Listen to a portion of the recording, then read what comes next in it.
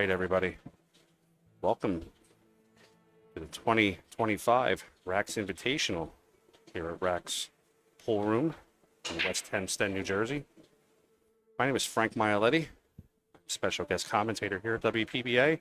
I'm from the Billiards Sports Network, and I have the legendary, basically your favorite player's favorite player, Miss Allison Fisher here, the Duchess of Doom. Allison, how are you? I'm wonderful. Thank you for having me. Thank you for having me, too. I appreciate it.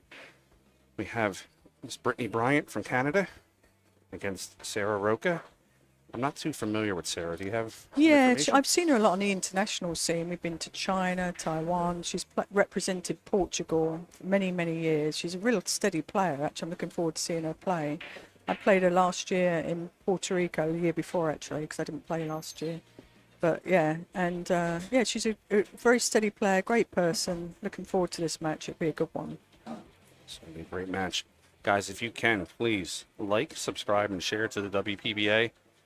Lonnie Fox Raymond, who is the WPBA's voice, is one of the good friends of mine, and she definitely deserves all the accolades for an amazing stream that she puts together.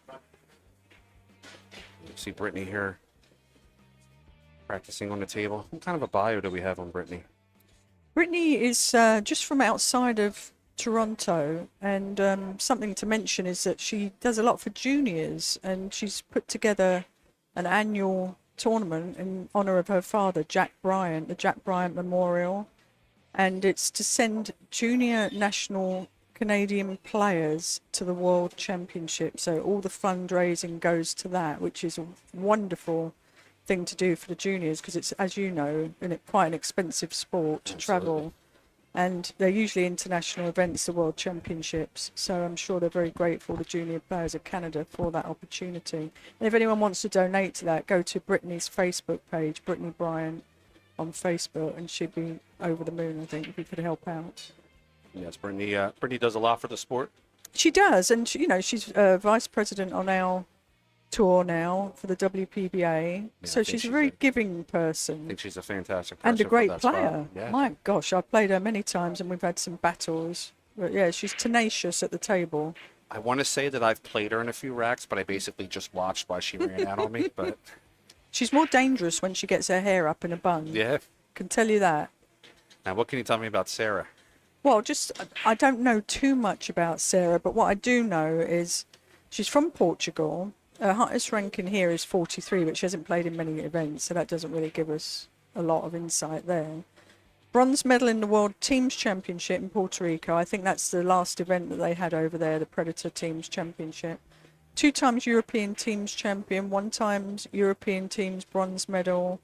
She's a WCBS Championship Team Silver medal, a VNEA Intermediate winner in Las Vegas, and holds 37 titles. So not to be sniffed at. No, she's going to come with it, I'm sure. And the thing with Sara, I don't know if any of you heard, but she actually went straight through into the second round on the B side because there was a power cut in her country and she couldn't get a flight here. Oh, wow. So she's come in on the losers bracket, and she says, I'm just pleased to be here at this point. At least she made it, and had a travel hitch. So power's back on in her country. She got here, and that's good. She'll be fighting hard. I think this may be the first time I've seen her playing glasses too. She's like me, old school. I'll be honest with you. My father-in-law was a huge fan. He passed away, but he would probably be doing backflips right now, knowing that I'm sitting here with you. Well, thank you very much. That's nice to hear. I've been around a long time, haven't I? Yeah. I first came over in 1995 to America to play. I remember. So I've been here longer than I was in England, which is amazing to me. The time has flown by. I've gone a few times to Mohegan Sun to watch you play. Yeah. Oh, really? Yeah. Oh, those were great days, Yeah. Mohegan Sun. The Wolf Den Arena, right? The Wolf Den Arena there. We used to play the Tournament of Champions, the Challenger Champions for men, and the World Trick Shot Championship. Back in the days of, who was it who put that on? Alan Hopkins, right? No, it wasn't Alan. No, it wasn't Hopkins. No, it was a guy who wrote a lot of cowboy books. His name escapes me. I'll come back to that. Okay. Somebody was just asking on the stream about Ayala Soledad. She's standing right behind me now. So she won her match, she told me. So I'm With the letting you big know fist that. pump she won. Yeah, great person. And what I love about this tour and WPA tour is you get to meet so many people from many different countries and all with the same love of the game.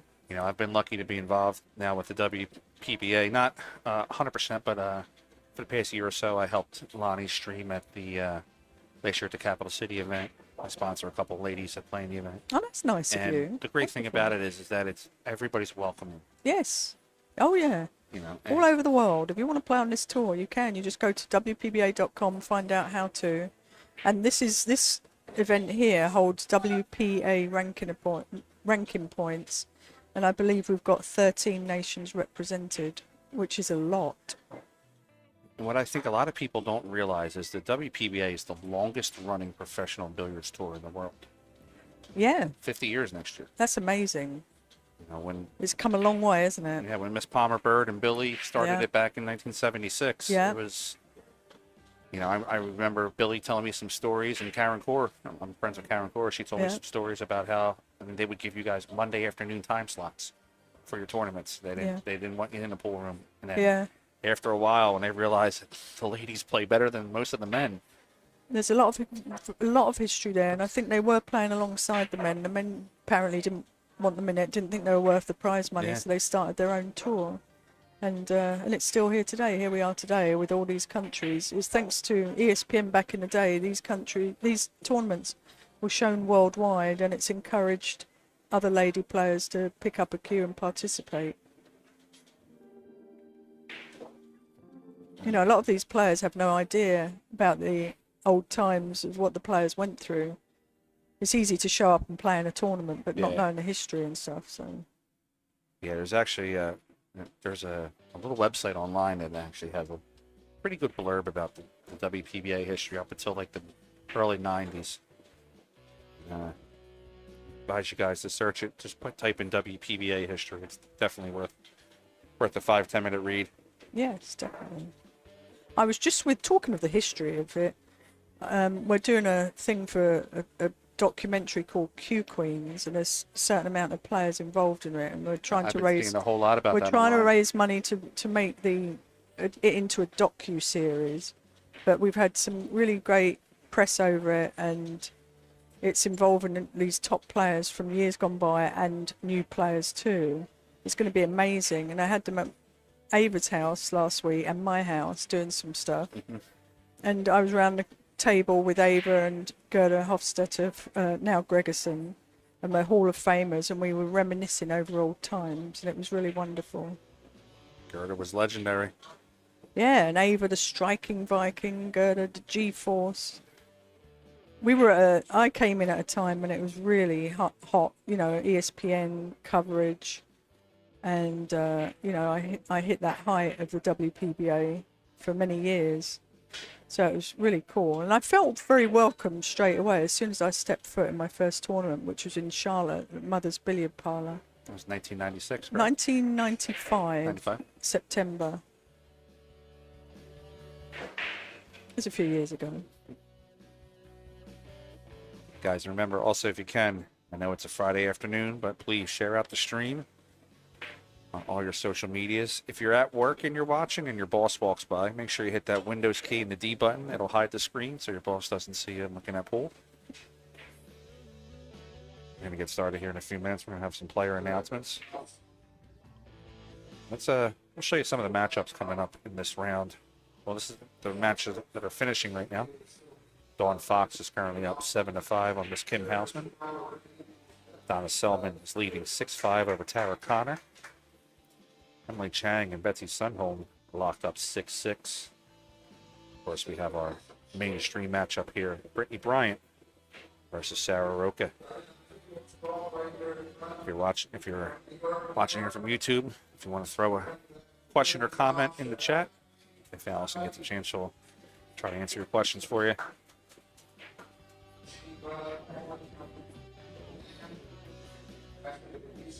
If you're in the New York area, come on down here to Raxx. All the ladies here are wonderful. As long as they're not in the match, I'm sure they'll take a time to take a picture with you, say hi. Yeah, that's one thing about the female game, and pool in general, I think, is a very accessible sport.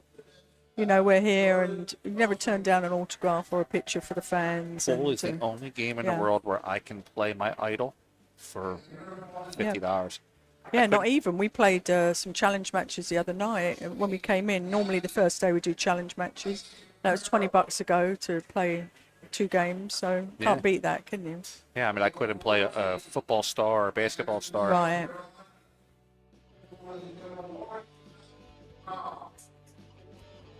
Mr. Dean Wrestler, the president of WPBA, is doing the player announcements. We're going to stop for a minute for a word from our sponsors. You are watching the 2025 WPBA Raxx Invitational from Raxx Billiards in West Hempstead, New York.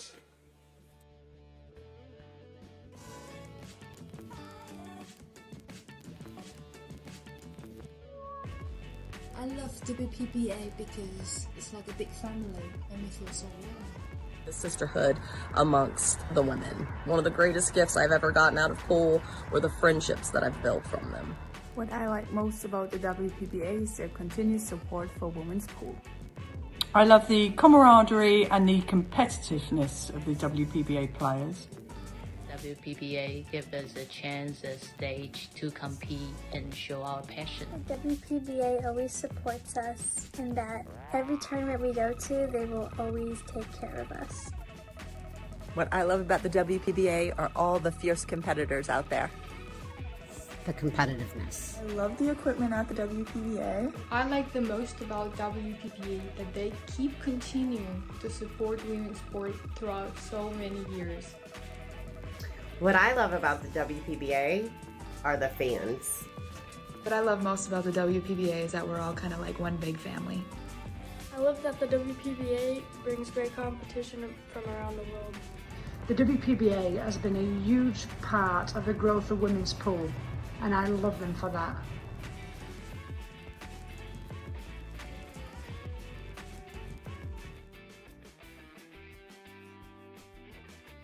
All right, guys, we're back here. Getting ready to start here in a few minutes. We're ready to start. Let's go over the rules here of the event. Allison, you want to explain some of the rules here for some of our new followers? Yeah, and ironically, we've actually changed the rules at this event for the first time. We always lag for the first break, so you hit the ball up and down the table. It's nearest to the end rail, closest rail to you, I should say, who wins the lag. And then we do an alternate breaks format, and you rack for your opponent here. The 9-ball doesn't count on the break in the bottom 2 pockets. The 9-ball is on the spot. There is no break box. The opponent racks, as I just said, 3 consecutive fouls equals the loss of game, and cue ball fouls only. Yeah, we're racking a 9 on the spot, which we haven't done before, and we use a template rack. So that's a nice new addition, I think. So most of the time I always get this question, at least from one fan. If the player miscues on the break and does not strike the rack, what happens? Then the incoming player can choose to break. They have the option to take the break. Have the option to take the break or give it back. Okay, it looks like Sara Rocha has won the lag. Miss Brittany's going to rack for the first rack.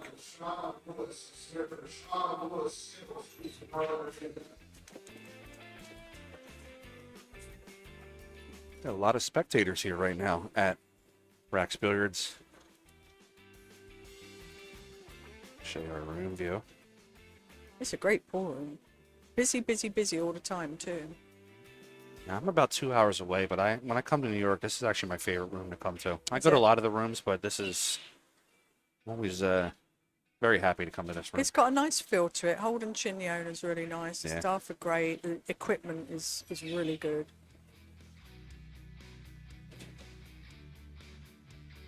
All right, rack number 1. Sarah's break. Keep an eye on that 1 ball in the right side pocket. Just hit the knuckle though. It's also looking at the wing ball, one of the wing balls going. Left That's what side. it's, yeah, so we're going wing ball or one ball. And she's got a nice little layout here, especially with that 6 ball hanging over the side pocket. Because she could play she could play 2 in the corner or the side. But I would potentially, well, let's see what she's doing. She aiming low, so maybe she's going into the corner for the 2. We are playing with the Aramith black set, so you were looking at a pink 4 ball and a purple 5 ball. Yeah, you have to remember that. Well, I was commentating Federer's match this morning from Vietnam, and I kept forgetting that the 5 was the purple ball. I kept calling it the 4 ball. I know, you got to really pay attention, especially if you're using the, the other colour balls when you're practicing. This is kind of a really nice start for Sarah to get her feet wet, in this stream match. The balls broke nicely. She had a really good layout. You really want to get that first game under your belt. I came from a background of snooker, and Steve Davis was one of the best players in the world, and he always emphasised that first game was so important to him, to win that first game. Because the other player is playing from behind the entire time, trying to catch up. I suppose, and just getting the feeling for the equipment, and it's a completely different game too, but he always put a lot of emphasis on that. So Ms. Carly McGee from the chat is asking, are you finding it better to break with the new rule with your shoulder injury? I think I like the rule anyway, regardless of how you're feeling. I think it's a better, and I don't think I break any differently speed-wise. Hello, Carly, by the way. She's from England, West Coast, West Country accent. Ooh, are my lovely. Yeah. That's how she'd talk. It's not how I talk. Just kidding. I'll actually be over in England in December. I'm going to the Moscone Cup over there this year. Oh, very nice. Yeah, it'll be my second time over there. Do you like it? I do, yes. It's excellent. There's a lot of history. Yes. Especially if you're going to London. I went there a few years ago with the kids, and it was amazing. It's nice to see it from the other side as a tourist. So she should really 2-rail this around, I would think. Yeah, bit of left-hand spin, low left. A little bit of stun coming to the left side of the Yeah, table. and spin around for the 8 ball into the opposite pocket. How's it going, Michael? Well, that was interesting. She didn't really punch it, did she? Yeah, She she's a little short on it. She relied on a lot of spin there, and she needed to get into the cue ball a bit more. Which is either you're playing the equipment, fast equipment, or you're a little tentative with your striking of the ball there. Because, if you look at it, you watch the speed of the cloth, it is playing quite fast. Yes. So you don't want to lose your cue ball either. I will say Holden and his crew definitely take care of the tables here. Beautiful diamond tables with Predator arena lights. Charles Roy, I am actually in New York. I am sitting about 11 inches away from Allison right now. She keeps moving back away from me, but I'm kind of moving a little closer. You're following me, aren't you? Sarah's going to play this 9 into the corner. She's going to go up 1-0 in a race to 8.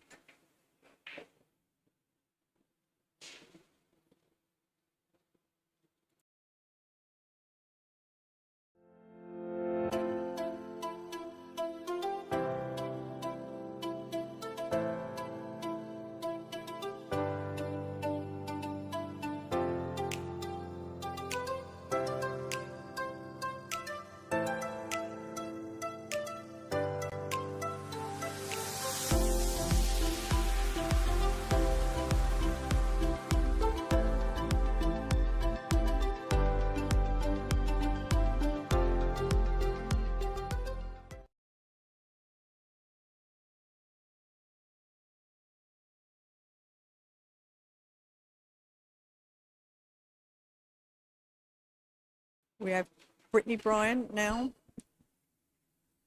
for the second rack. Remember, the opponent racks for you, so Sarah just racked for her. And let's see what Brittany's got in her break. Breaking from the other side.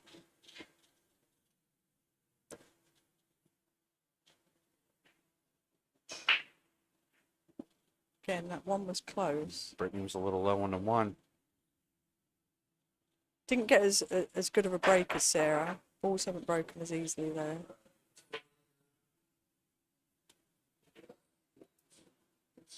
Side view here. Guys, remember, if you can, please like, share, and subscribe. We have the Duchess of Doom here on the stream with us. Like I said earlier, it's your favorite player's favorite player. Surrounded by royalty here. Paid you to say that. What's that? Paid you to say that. All right, Brittany has a shot at the 1 in the corner. She's wanting to use a little bit of outside draw because she wants to be able to play this 2 to the bottom left here on the graphic. I think she's playing a safety here. You want to go with safety? Behind the 7 ball. 7 ball.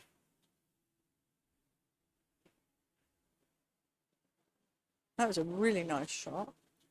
I will say sometimes for me it's a little tough to not tough to commentate the women, but the women are very technical.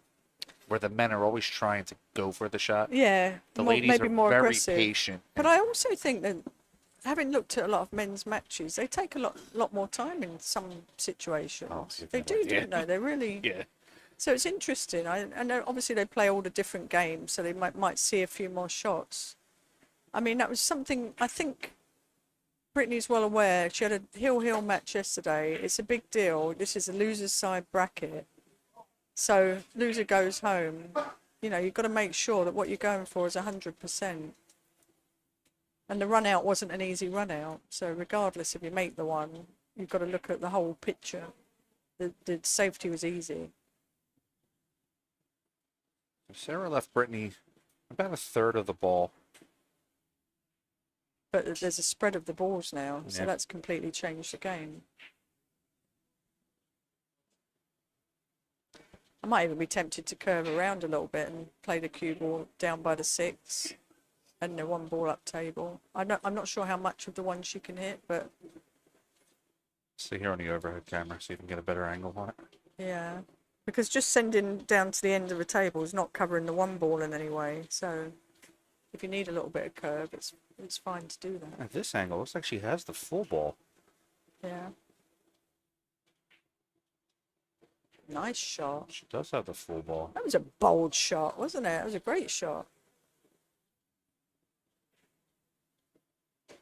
Brittany has a powerful stroke, even with the draw shots and Yeah, she's always up there for sure. You know, she's a very dangerous player. She can do damage. I've been ahead of her plenty of times and lost matches. You never know what you're going to get with Britt. You know, if she's all fired up, she can do anything really. somebody told me before, she puts her hair up in a bun, you're in trouble. That's what I say. Yeah, if that bun goes up, you are in trouble. She means business.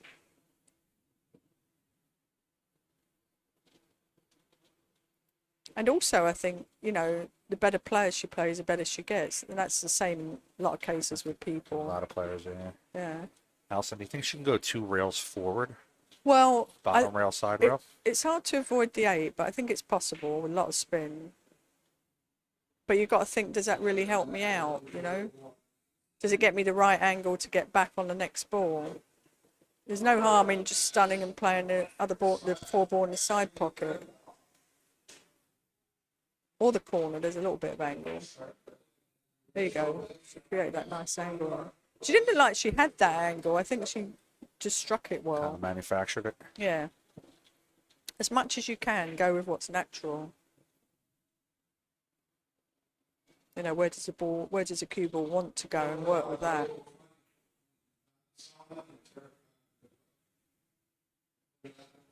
Brittany looks like she's smooth sailing here. She has the 6 to the top right corner. Yeah, she wants to leave a nice angle on the 7 to get back for the 8, but that shouldn't be a problem at all.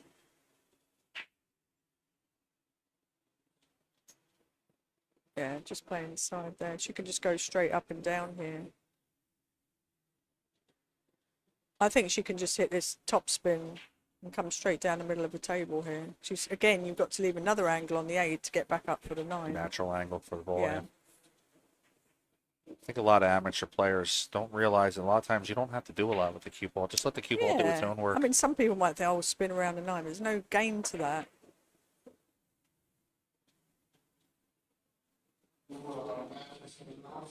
sometimes you put all this work into moving the cue ball when it doesn't get you much closer to the object ball. Yeah.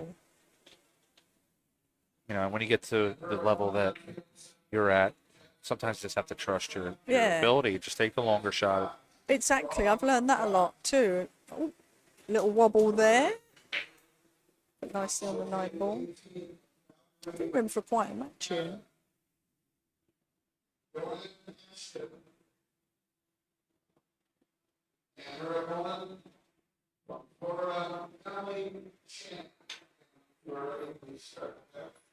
Got a couple late matches starting here in the 2 o'clock round. Yeah. Nice start. 1-1. Just how we like it. Both players have won their serve. So Brittany's racking up for Sara to break now. So there's, remember the new rules, the 9 is on the spot and it's rack by the opponent. It's not no longer rack your own. So I would be remiss if I didn't talk about our sponsors of this wonderful event. So the event sponsors are Mezz Cues. It's Caroline Powell, wonderful woman, helped put this event together. Olhausen Billiards. And of course, this is a WPA sanctioned event. And the tour sponsors, the Perfect Rack, Aramith billiard balls, Iwan Simonis cloth, Gil Castillo leather cues, or I'm sorry, leather cases, Hal tips, Diamond billiard products. My sponsor, Kamui, I'm sponsored by them. I'm also sponsored by BFCC, Game On Sportswear, fantastic jerseys. Check them out at bfccgameon.com. The newest sponsor, Classic Billiards, Dave Bartusiak down there in Florida. Fantastic, fun guy to be around. He's all about the sport, all about progressing it, and all about having fun. If you have a chance, get yourself down to Classic Billiards. Of course, Tsunami Cues. They make wonderful shafts. Sarah jumped the gun there and broke pretty quickly.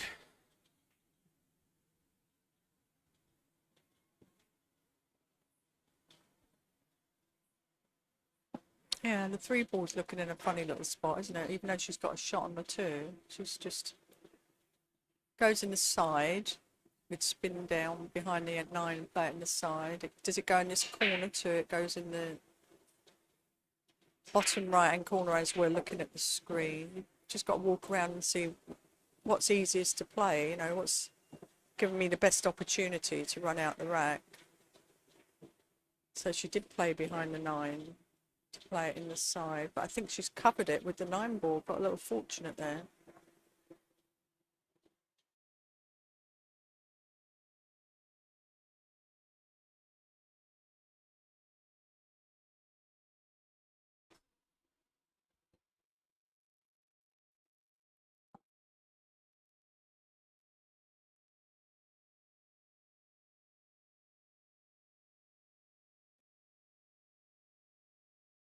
All right, Brittany's going to go airborne here. There is one player in this tournament with an actual pilot's license, Tara Connor. I heard that yesterday when they were announcing her, and I thought, wow, that's pretty cool, isn't it? I've jumped out of a plane. I haven't, you know, ridden the plane. I jumped out once, yeah. I did that, I think it was last year or the year before. Bucket list. But boy, I was a little scared when I was up there, I can tell you that. I jumped out screaming, I think. Every time I talk to Tara, I ask her if she actually flew in for the event or if she drove in. I think that's fascinating. It's great.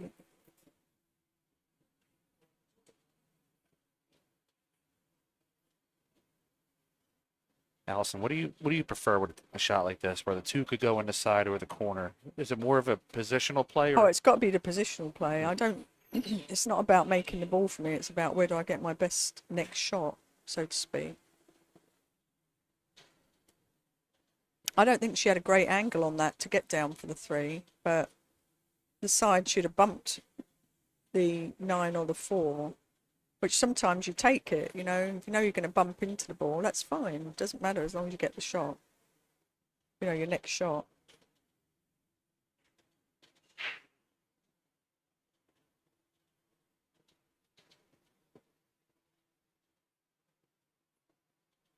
All right, Brittany's going to play the 2. She's going to use that right side. We're going to call it the right side rail. You know, that was she missed that by quite a bit there, and I think some of it is the difference between wood and carbon fibre. Well, I've talked to Brittany, I've talked to some of the old school players, and when you use carbon fibre, if you're not really at home with it, it's a bit of a difference. With wood, that would have deflected more, and she was probably compensating like that. I don't think some players are altogether comfortable with the equipment that they're using. I see in the chat there somebody said they're thinking who's going to win the title. I mean, it's such a great field, and 9-ball, you do require luck. There's no doubt about it. You can have great matches, you can have matches where you struggle, but there's no doubt about it. You do need a bit of ball run when you win a tournament. Mm-hmm. And as somebody mentioned there, Wei Zhu Chen is the defending champion. She played Christina Tpke in last year's final. Yeah, I was here. And it was a great final. Yeah, it was fantastic. They played awesome, Paul. Guys, we are here with WPBA legend Allison Fisher. Please like, share, and subscribe out to the chat. Also, if you ever feel so inclined, the WPBA basically operates their stream off of donations. Lonnie does her best to put together a fantastic stream for you. If you're ever so inclined to want to donate a few dollars, WPBA would be very appreciative of that. Yeah, I think if you have any questions, you can go to the WPBA.com if you want to be part of this tour in any way, shape or form, whether it be a site sponsor, title sponsor. There's all sorts of different sponsorship levels and fan sponsorship. So we appreciate, everything that you do to support us. I touched on this earlier, but the WPBA is the longest standing professional billiards tour in the world. Next year it'll be 50 years old. Remember when some of us were younger, we were watching pool on ESPN. If it wasn't for a lot of these fantastic women, we wouldn't have the pool and streaming that we have now. We've got to make sure we support the sport. We were very lucky back in the day. We had ESPN and we had a lot of hours on ESPN, and we were one of probably 3 women's sports that had that. Yeah. And it's thanks to the old school players of setting that up and making it happen. Remember, I never did anything on Sunday afternoon because that's in my area. That's when it was on Sunday afternoons. It's fantastic. Between 1 and 4, so I always made sure I had that time open. That's really fantastic to hear that. It's like watching Match of the Day in England. Yeah, it was like soccer on TV. Most of the time it was you and Ava and Jeanette, Karen. Yeah, great players. Well, that came out nice, that shot. She was breaking up the 6 and the 8, and she's landed straight. I think, is she pretty straight in on that? See on the overhead. She's got a slight angle, isn't she? Yeah, she's gonna go into the 8 a little bit, but I think if she pushes forward, she'll be able to push the 8 to the side. Well, I don't think she can draw around it. She might even. She's looking like low right hand spin, which is spinning around the 8 off the back rail. There you go. She actually bumped the 8 there. I don't know if she was playing the bump on the 8, but she got the spin on the ball, which was a nice shot.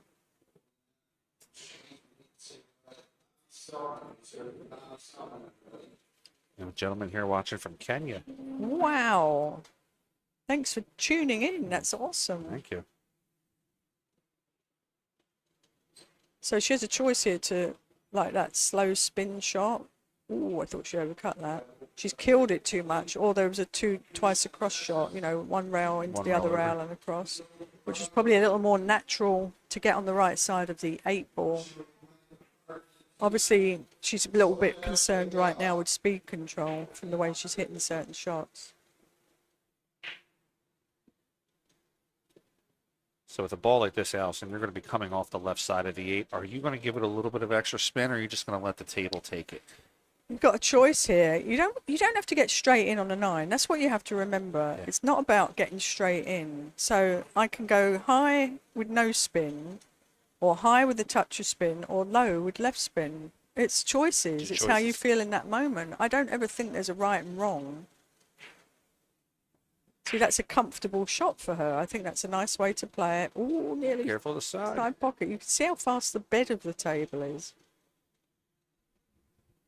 Normally I have like a few options of how I want to play a shot, and then I think, okay, what's my percentages of making a shot and getting position? Nice, but sometimes conditions dictate how you play a shot. especially humidity. And Yeah, cold. yeah. If it's pinging off the rails, and you want to keep it simple. So let's show you some of the scores that we have starting this round. Rachel Lang is playing Ashley Benoit. That's a tough one for me. They're both friends of mine. I sponsor Ashley, so. Dawn Hopkins. I was actually just with Dawn last week at the JP Newt. She came in third place, I'm sorry. Oh, that's right. I read about that. So that's an old school match here. Dawn Hopkins versus Laura Smith. They've been around forever on the WPBA, so it's nice to see them out here. Sakura Muramatsu versus Emily Duddy. Sakura's up 3-0 already. I played Emily last night, and that's a tough bracket to go straight into too. Sakura is from Japan, and she's a pretty good player, and hangs out with Yuki Oi. I think he teaches her, so she's got a good mentor there. Let's look at Brittany breaking now. She got that cut break going well there. So if the 9 goes in, it counts, correct? Yes, in the side. It doesn't count in the bottom 2 pockets. But she didn't make a ball. She's very close to that golden break. 3's dressed up in front of the 5 ball. If she gets on the 2, she should be able to roll forward. I was going to say, yeah, and a bit of inside for the 4. It's all looking very doable. 7 can come off the 9 if it's not cuttable on the side. And then back to what's right in front of you, make the ball, right? Yep. You can always plan the rack, but the most important thing is to make the first shot. I can run out every single rack from the commentating booth. And she overplayed this ball a little bit. Look at that, it's talking of the speed. You could see that right from the get-go, I think, that this table is running quite fast. Isn't it amazing? You play this game, you've got all that area on the table, you shoot a shot, and you land by the one ball that can put you in trouble. The only spot that can be in trouble. And in the break, it's usually the last ball rolling gets in front of the cue ball. Sarah's going to get airborne here with her cue. Look at the side view here. Have a better shot on the jump.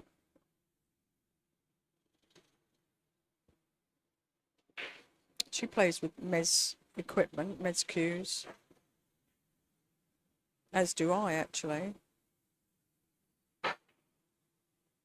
Oh, dangerous on the 9 ball there. I'm sure Brittany's heart was in her mouth there. And she's tied up the 4 with the 5 ball, sorry, with the 7 ball. Looking on the overhead view.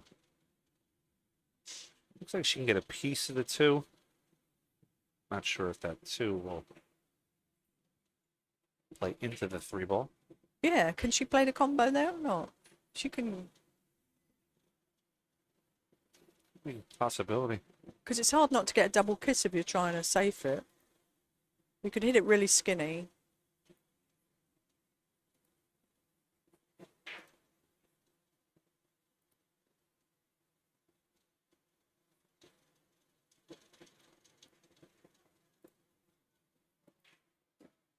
Let's see. Well, oh yeah, you're right. It looked from that shot that she could see more of the ball. Yeah. So yeah, she can only see part of it. I would try and hit this as thin as possible and try and not have the 2 bump the 3 if I could. It's a tough shot. Is there a possibility, Allison, of playing the outside of the 2? Trying to leave the cue ball back up pretty much in the same position as that? No. Because look, the ball follows a tangent line and it couldn't come back to where it was. What I could have seen was maybe hitting it thin and coming up using the 8 ball as a blocker. But it was a tough shot. But she's got away with it, so to speak, there, really. Hasn't left Sarah any great opportunities. If she had a slightly different angle, it would be tempting to play the 2 off the 9 ball in the side, but it doesn't really gain or anything. She could use the 3 as a nice safety there, blocker. She could bank the ball. There's a lot of options. You've just got to look at the table and think about the percentages. Yeah, that was not what she wanted there. That was kind of a little bit of a negative safety, yeah, so to speak, because she wasn't hiding the 1 or the 2, really. Well, with the 5-7 tied up towards the side pocket, it doesn't not, excuse me, on the side view, it does not look like the 7 will go in off the 9. No, I think it's a wrong off angle. Yeah, so that's the problem here. I mean, it doesn't matter if you leave a shot because the other player's got to work to open that problem out.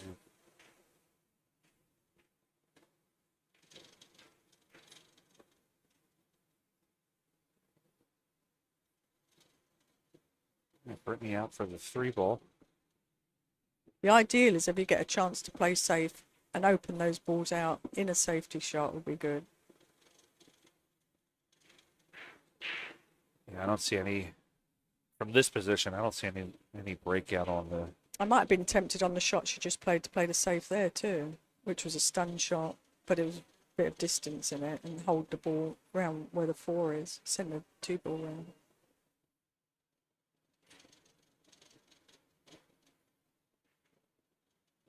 And she's going to go around table.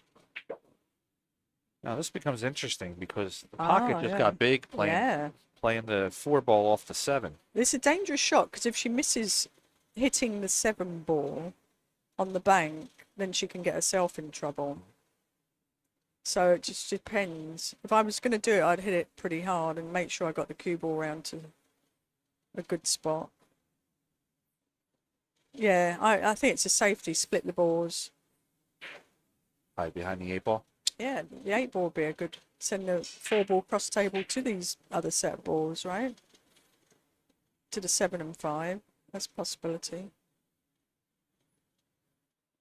But it's touchy. Yeah, Britt's giving it a look. See on the overhead what Allison's talking about. Or you could double bank the 4 ball and play the cue ball down to the rail. A lot of things can happen here too. Play it thin, possibly 9 ball in the side pocket. She played the 8 ball. Yeah, that was very touchy. She got the cover, right? Did she get the cover there? Yeah, nice shot. But now she's got the jump if she wants, and the pocket's big. A lot can happen here, right? She could break those balls up. She could make the 9. She could play off the 9. She was queuing up like she could see it clear. Oh yeah, she can't jump. That's pretty close, too close to jump. Yeah. So she's got to kick it really, I think. And if she cross table kicked, she's got the danger of opening up those balls that are a problem right now. So that's why she's looking at playing it this way, because she doesn't really want to open them up. She'd rather try and hit the 4 and not disturb the 7 and 5. 2 rail kicks, send it towards the bottom of the table. It's a nice hit.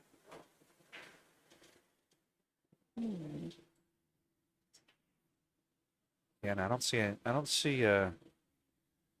Brittany really needing to play this ball. I think she can play it safe here. Bank to 4, 2 rails, and use the 6 as a blocker. That's what I'm thinking.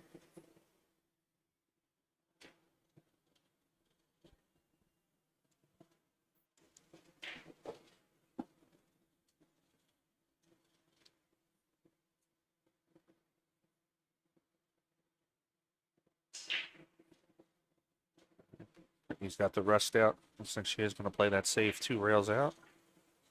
Look at you. I like you calling it a rest. It's unusual. That's a terminology from snooker. I've commentated some snooker matches. Oh.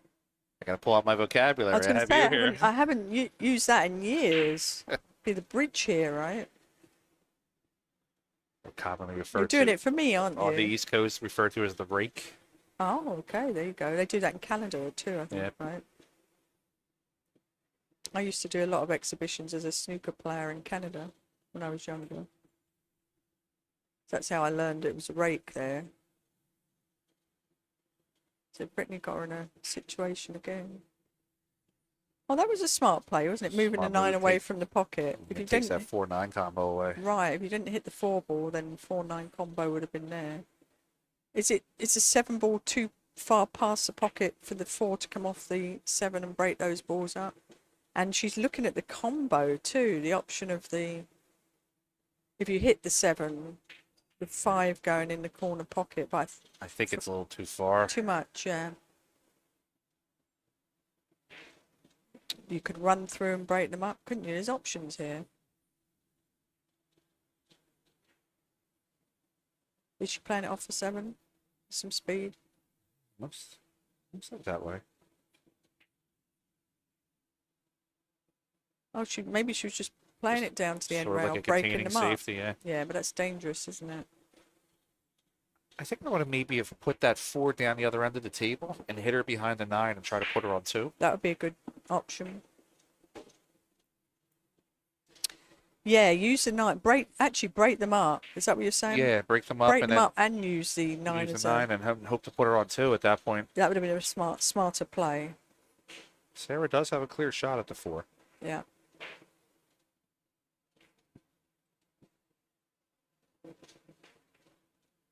She put a little outside spin on that ball. She didn't need that. Yeah, I didn't think she needed it either. Yeah. I think the speed's in her head a bit here. I think she could have played straight up and down in that gap between the 6 and the 7. Britney can come off the left side rail. Connect into the 4. Yeah. And she doesn't have to use a lot of speed either because the ball's going to be spinning already coming off the rail. So we'll catch that bottom rail and spin to the right. Just got to make sure you absolutely don't hit that catch-up 5 ball, the back edge of it. She did, told you. Catch a 5. That was a foul.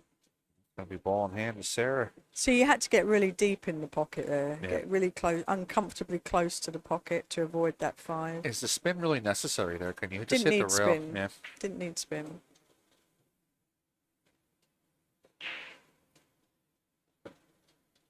I think this is a good opportunity to steal a rack from Britney.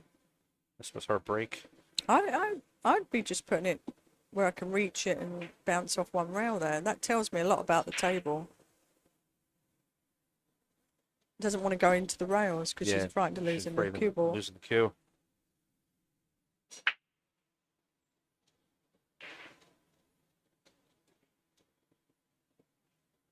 She misses. Massive Sticks miss. inside.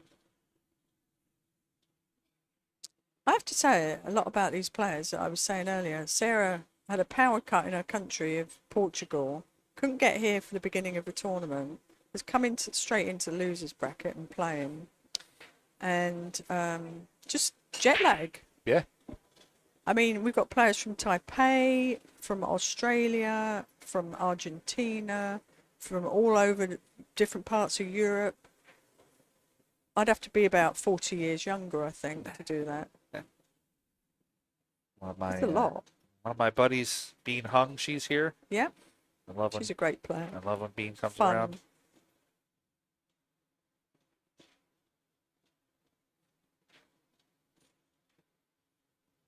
She got a little rough on that 6 coming off for the 7 ball. Yeah. Both of them aren't playing with confidence at the moment. Exactly. That's Seems what like I'm they're kind of feeling. babying the ball a little bit. Babying the ball.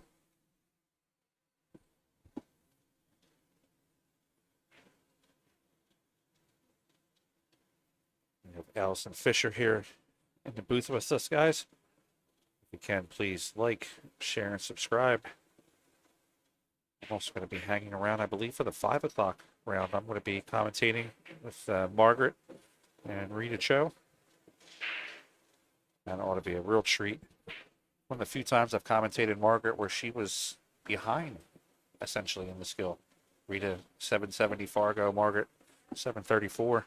Both great players. Phenomenal players, yeah. Margaret's real consistent with her mechanics, and then Rita is. It's funny, you look at her and you think, oh, you know, her cue action is a little different. She's elevated a bit and comes through a little bit off. But boy, she's a world champion and a multiple Amway Cup champion, and she's got what it takes to win. I played her several times, and great player, really great player. And I love watching. We just saw Britney make the 9 ball, but I love watching these players who come in from Taiwan because they play with the guys all the time over there, and they're definitely very seasoned. Yeah. They have that open Filipino type stroke where they... Yeah, it's kind of loose, although I would say Waze is a little more contained. Yeah. All right, guys, we have 2-2 on the score. Let's jump on some scores real quick in the tournament. Probably have a minute. Some of the later matches that are starting. Stephanie Mitchell versus Taruko Macklin. Angela Janik is up 2-1 over Kia Burwell. Joanne Ashton from Canada and Emily Chang, no score yet. Boyana Sarjic is up 3-2 over Ronnie Fox Raymond. Caroline Powell is up 3-1 on Ada Leo. Another one of those funny things where even here, you have to play your friend. Yeah, but we're all competitive at the table. Yeah. Friendships aside. That's always the funny portion. We're road friends. When you travel, you always wind up playing each other. It is early in the ironic, tournament. that, isn't it? How that often that happens. So Sarah broke the balls there, has made a couple of balls, but doesn't really have a clear shot on the 2 because the 9's blocking that corner pocket. I'm not sure she can thin off the left side and snooker Brittany behind her using the 3 ball as a blocker. Can't quite tell from here. But if not, she could possibly cut the 2 to the left. But it's hard to reach with the 8 ball where it is. That's the problem here.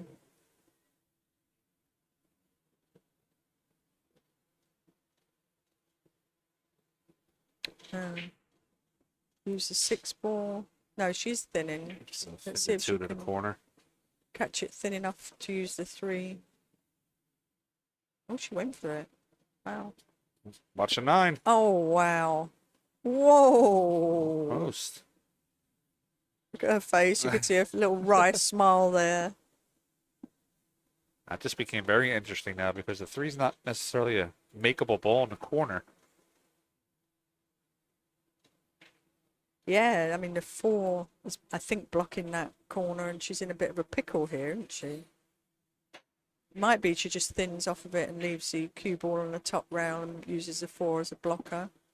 But I don't think she's quite got that angle. I think she'd catch the 4 ball on the way through. Allison, could she play the 3 to the side rail and put the 3 towards the bottom and leave the 4? Yeah. And what, cue ball? Cue ball onto the 5. side rail, make her have to kick across table? Yeah, you've got to just play, again, the percentages, haven't you, here?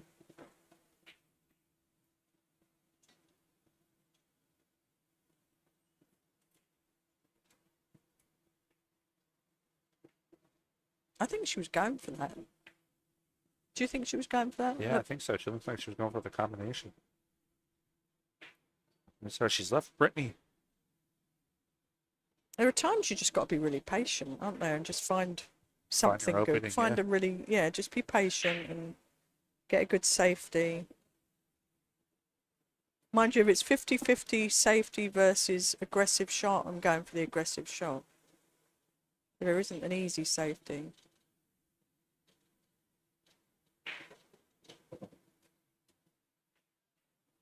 Going around. Here's where that we're talking about being patient comes in. Just make the balls get position versus really trying to get to that 6-9 combination. Yeah. Make good decisions. Yeah, Brittany's season, she's gonna know to play this ball correctly.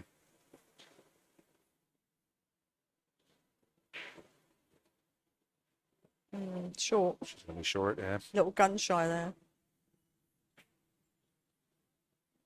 Well, this is a shot, isn't it? So many things can happen on this shot. You can go for the cut and it's a bit of a 2-way. Like you could cut that, and if you hit it at a speed, it's possible to make the 9. You can go around the back, play a 2-rail. The left side of the That's 5-ball 2-rail for the Yeah, 9. you could, but then if you don't make the 9, you're leaving the 5 up, right? Possibly. Playing, sorry, a 2-rail banking the 5, 2 rails into the 9. No, And letting the cue ball run around for a safety as well. That's a really nice play. Looks like she's going to go with the 5 for the bottom corner and let the cue ball come down for the 9. Yeah. I like your play. I think that's a really nice choice of shot. But I don't know if she can catch it thin enough to get both options. Yeah. Do you know what I mean? Yeah, got to choose. Energy-wise. Got to choose one, right? Yeah. And that's the problem with safeties. When you've got 2 balls, it's hard to control both perfectly. So you've always got to make sure you've got one for sure. Looks like she's going to cut the 5 and try to make the 9. Yeah. Dangerous. With the 6 ball. And she had a nice opportunity there, came up short with that left spin that she put on the 4-ball.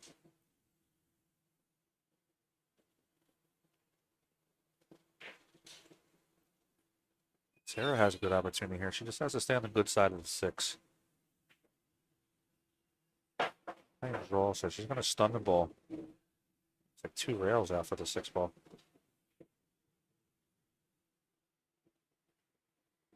Well, she'd come up short too. Shouldn't be a problem though here, should it, for the combo, the way the 9's sitting? Yeah, that 9's in there pretty good. Hard to miss. You just got to make sure you've got a good control of your cue ball. It shouldn't be a problem. Yeah, she can even actually miss the 6 and still Right. potentially make the 9. Yeah, it's big pocket now. Cue Careful ball, the cue cue. ball, cue ball. I'd have probably put a touch of inside little on inside that. to bring it towards the center. Yeah, have it come up straight up the table. All right, we have 3-2. Sara Rocha, Miss Brittany Bryant. Just joining us, you're watching the 2025 Raxx Invitational from Raxx Billiards in West Hempstead, New York. My name is Frank Mialetti. I'm from the Billiard Sports Network. I'm a special guest commentator here for the WPBA. Thank you to them for allowing me to sit in here with one of the greatest, Miss Allison Fisher, the Duchess of Doom. Thank you very much. If you guys can, please like, share, and subscribe to the stream. WPBA puts a lot of hard work into their stream. Lonnie has helped me with some of my streams, and likewise. And also, don't be afraid to hit the little emoticons on the left and right hand side of your screen. It helps with the engagement. It helps make the stream pop up to the top of YouTube's engagement list for today. And there's, I was going to say Brittany's great, but there's plenty of great matches too left in the tournament. So yeah, keep tuning in. This is a who's who of women's billiards right now. I feel like she dialed in a little bit better on the break there. She don't did, you? yeah. She made the 1. Yeah. Cue ball got a little away from her on the left side of the table, but she had a clear shot at the 2. She has a shot at the 2, but if you know if not the rail first, you've got options here, haven't you, too? Off the 6. Does it go straight in to the pocket or not? Or is she playing it off the 6? Let's check her overhead. I think she's going to play it off the Yeah, 6. it's gonna have to go off the 6 ball. Natural position for the 3 doing that.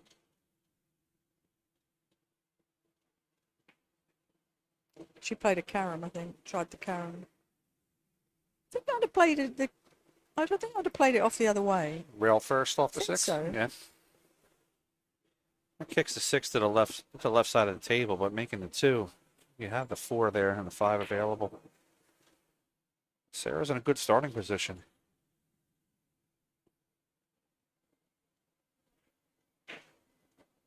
She's going to want to be on the right side of the 3. I think being on the left or parallel with the 3 is going to force her to use that bottom rail. Yeah.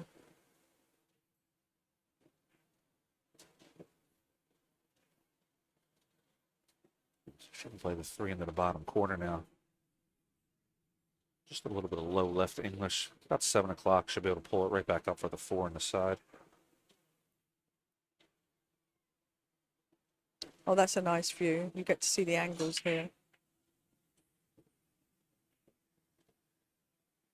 Overcooked it a bit. Let's play it out a little bit. She can but still she get got- away with it. Let me see this 5-9 combination. I think Allison's pretty clear to the corner there, 5-9. It looks. Yeah, no, I don't think there's much work. Maybe a slight cut, right? You'd have to land below the 5. She can play the 4 to the corner and avoid the side pocket.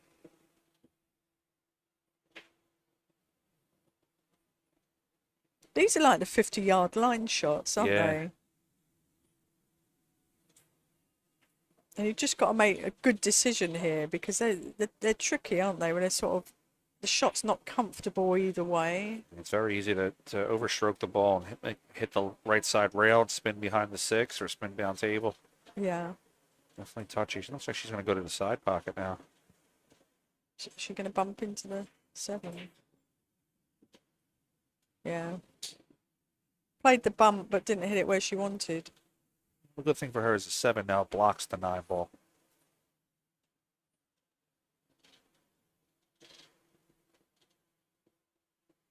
Have we got an overhead for this so we can see how much of it? There you go. About This is a bit messy, isn't it? Yeah, she got about a third of the ball.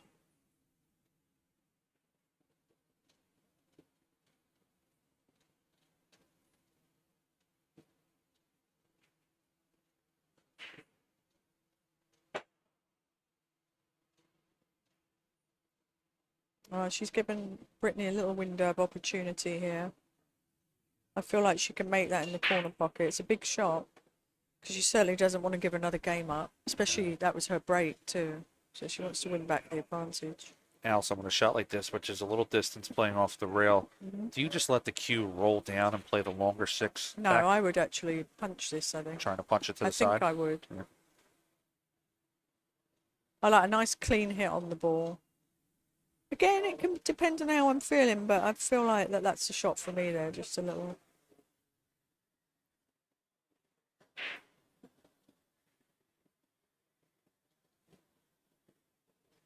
She went your way, and that was a good choice. The other thing about that is it's left her a good angle to get to the 7, so that is a nice choice. Maybe I should tune in. If I'm playing on the stream table, I'll tune into your commentary. This is what I call a Frank Bialetti special. I'll play the 6 to the corner and probably 70% of the time sit behind that 8 ball. Oh yeah, that's the danger, isn't it? Yeah, danger zone right there. Just float down. Whoa, whoa, whoa, whoa, whoa, whoa, whoa. Look what you called. She went to my school. The coice of the commentator. I think she has a piece of it. Nah, she's Look at that.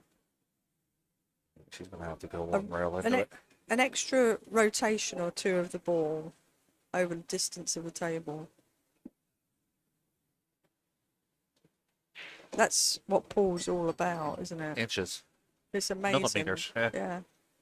1 millimeter can be the difference between winning a tournament or What coming about in second place. what about when Federer won the World Championships and Cutchy scratched in that corner pocket? Oh, for $250,000. Yeah, That was crazy. I was talking earlier. I was commentating his match this morning, and they were switching out referees every 15 racks. And even then, the referees, just a little bit of difference between a referee rack and a ball could change the whole outcome of a break. Yeah.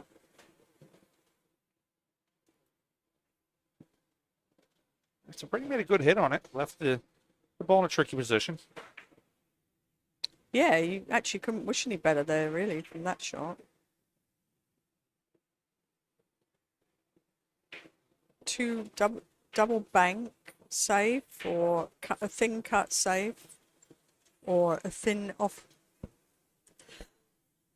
Excuse me, left side. I think I like coming off the left side of the 7. I want to create, if I'm going to miss, I want to create distance. I want the player to shoot the longer shot. Yeah, I think that's a nice option because you can almost feel the control of that, of the using the 9 ball. Oh, she played the thin hit. That's a good choice too. Yeah, that's great.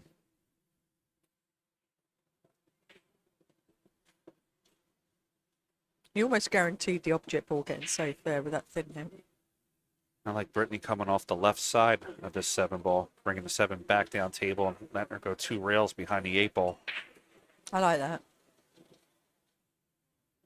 Yeah, you can really get behind that 8 ball.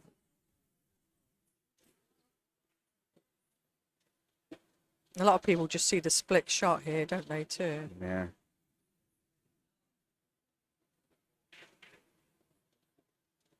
At 1/3 of the 7. Light on the hit there, wasn't she? It works. Well, actually sold it out a little bit. Yeah, Sarah's confidence gonna have that it. is. That's confidence. You have to let the stroke out there. Make sure the 7. You're thinking about the 7 getting to the other end of the table, so that the energy is enough on the cue ball. She got neither ball right there. We're talking about you must get 1 ball right. If you can get 2, fantastic, but definitely get 1 of them. One of the best advices I've ever gotten in pool was from a player that said, don't play safe on both balls. Just control where one's going definitely. and the other one will get there. That's exactly right. Right, Sarah back down. She's in a good position for the 8 ball. Yeah, if I was Brittany right now, I'd probably take my break. Take a break, regroup. Yeah, regroup, because she's given the last couple of games away. Well, she's given Sarah too many chances, Yeah. let's say that. She's letting her get comfortable. Oh my, whoa, no way, Wiped its that's feet. dropped. Whoa. That would have been a game changer, wouldn't it? She's still got a little cut here. I'm cutting that all day long. Yeah, thin cut, yeah. I mean, and you can kind of let your stroke out a little bit with Yeah. this too. Because, Well, you know you're not going to scratch. Yeah. It's just a straight back and forth. And you never play these soft because of throw. So you're always hitting these at medium to firm pace.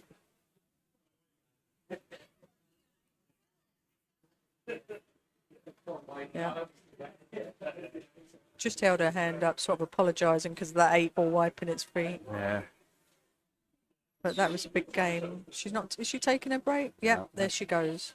Brittany's going to take her break. So while we're on a break, let's go over some scores real quick.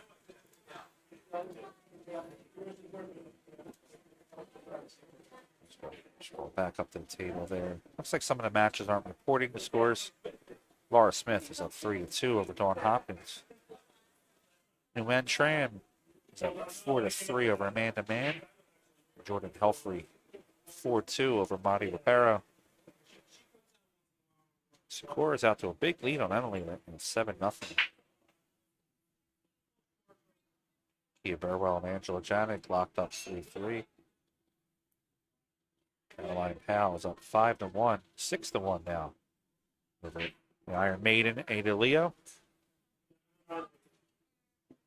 We have Allison Fisher here in the booth. Allison, what's next for you after this event? Oh, that's a good question. The Soaring Eagle Masters is coming up, but I'm not going to be playing in that one, but that's a really big one for the WPBA, so you're going to see a lot of great names there. And I think that was next on the roster of WPBA events. Are you going to the World Championship in July?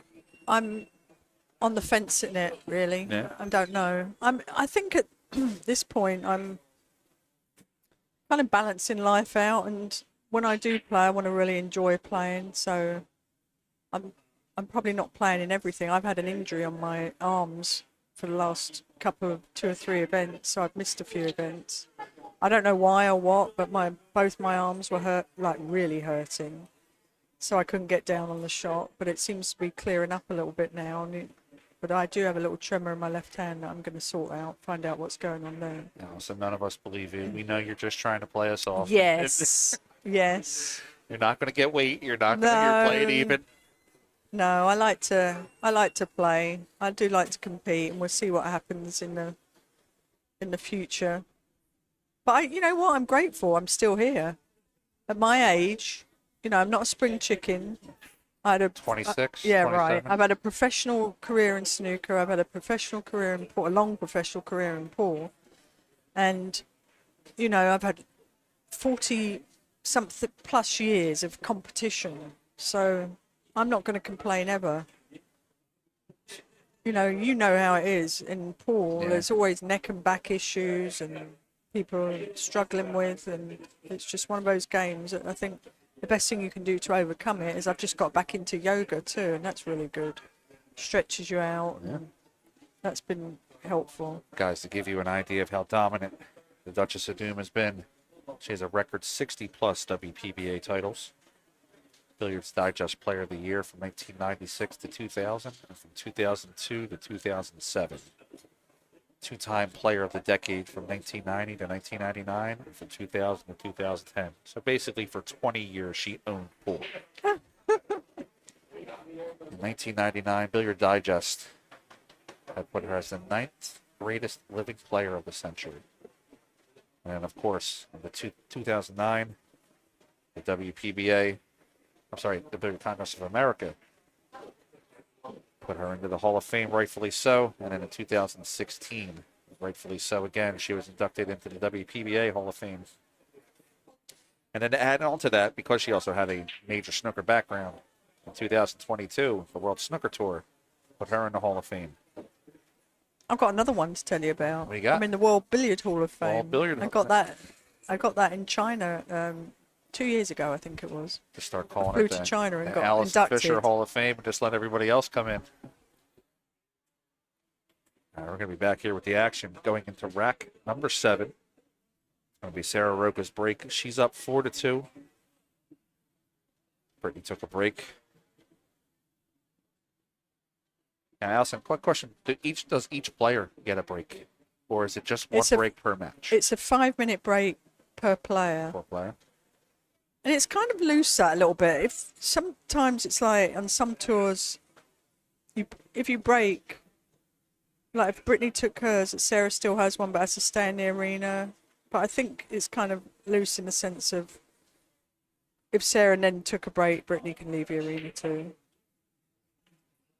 Sarah. I think in world tournaments, though, you have to take your break. You can't go out of the arena, or you're taking your break as well as the opponent's break. Sarah dialed that break, and she broke the 1 in the right side pocket. She has the 2 to the left side. It's going to be a little tight.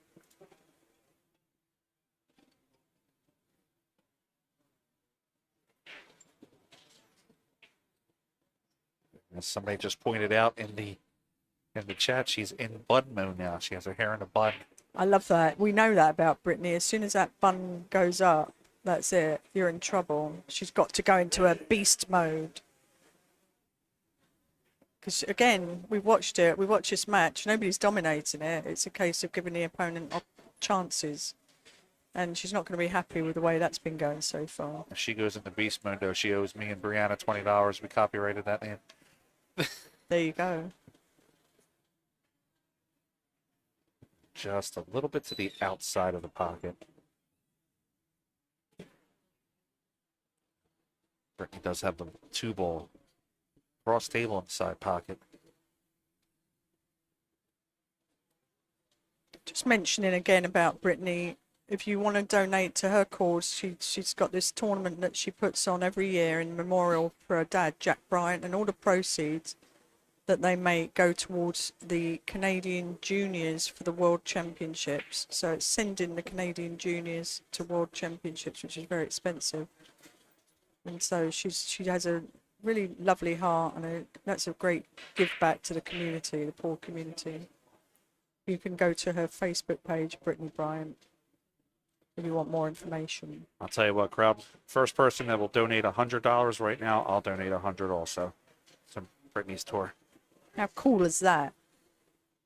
We're also looking for players if you want to donate some of your product, like a signed ball, signed pictures, anything. Clothing. Most of these know who I am and know how to reach me on social media. Whoever donates first, just send me a copy of the receipt and I'll donate $100 also. That's wonderful. Thank you. Brittany caught the 7 on the way in. That's going to leave Sarah a real good starting opportunity. She can play the 3 into the corner with the 4 right there.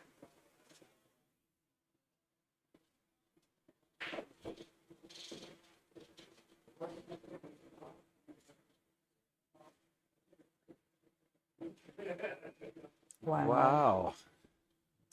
You know, that shocked us both. It's a little lazy, really. I know you put a bit of English on the ball and it pushes the ball off in the opposite direction, but these, as you know, diamond tables are pretty unforgiving when if you get a little sort of careless, complacent, they're very unforgiving.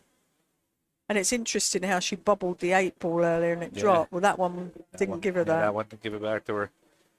Got to give each shot the respect it deserves. You really do. I learned that at a very young age. Never be complacent. 100% to every shot that's in front of you. It doesn't matter how easy it looks or seems. You've got to go through the routine, that you put into every shot. I'd rather grind out and win the tournament in 2 days than shoot fast and be 2 and out in 2 hours. Definitely.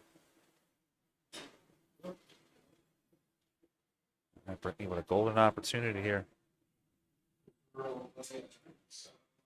Have a natural angle on the 5 ball. She'll cut the 5 into the corner. Gotta be careful of the side pocket a little bit, but she should be okay if she hits it with a good pocket speed. I think she's spinning around the 8 ball. What do you think? 3 rails? 2 rails? 2 rails around the 8? Yeah. She's not in it. Is she? Yeah, it looks like she's That was just a bit little off. jabby as well, the stroke, you know. There was no confidence in it. I detected she decelerated a bit on the shot before that and didn't land where she wanted to with on the 6. On the 4 ball, sorry. So I don't feel that she's comfortable with her stroke at the moment.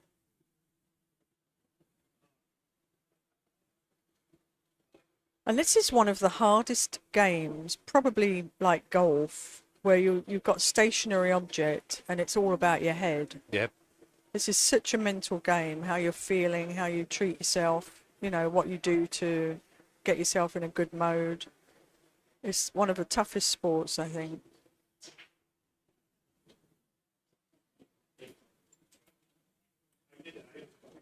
You know, we've seen both of these players struggling. Like, she's just landed almost straight in or wrong side. And to get out of that mindset can be tough sometimes.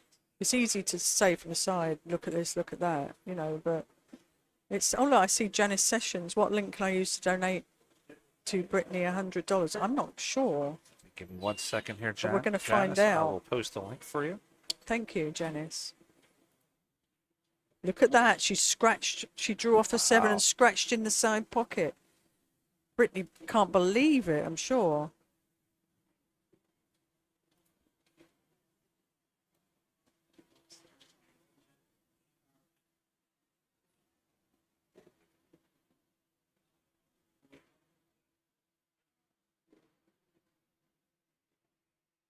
So let's see if she can steal this game and try and relax a little bit into her usual game.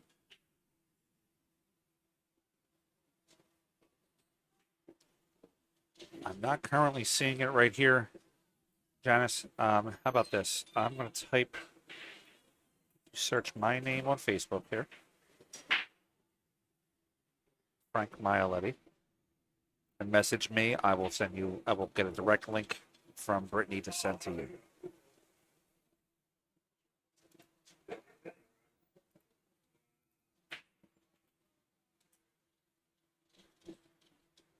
Well, that was an unexpected win for Brittany there, wasn't it? Yeah, she got away with one there. Yeah.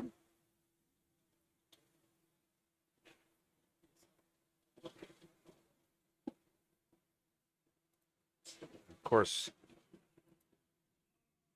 score being 4-3. Also, I want to go back again and thank our sponsors for this event.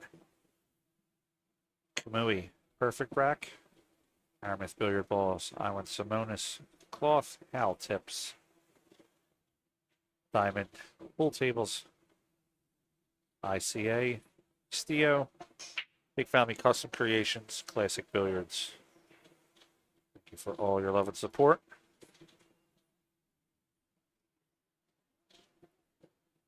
Allison, I will say, these ladies rack the balls much faster than the men.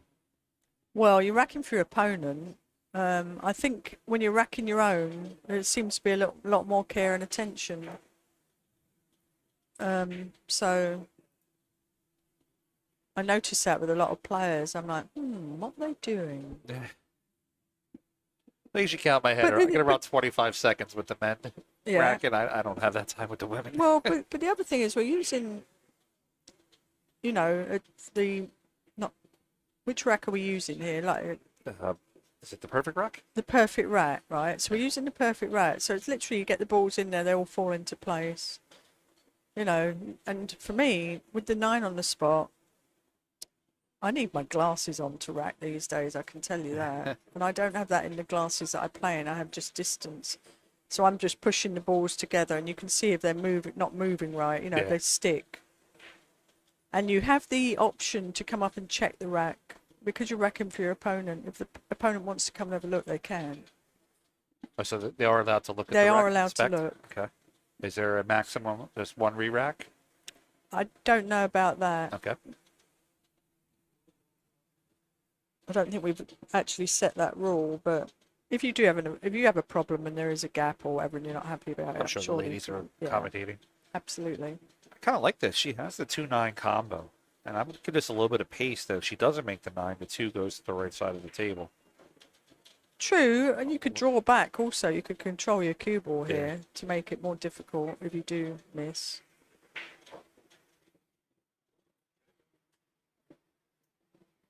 Did the 2 go? I mean, she did. That was Two, white. yeah, I think the 9 had a little bit of space for the 2 going. Well, she's totally off, isn't she, right now?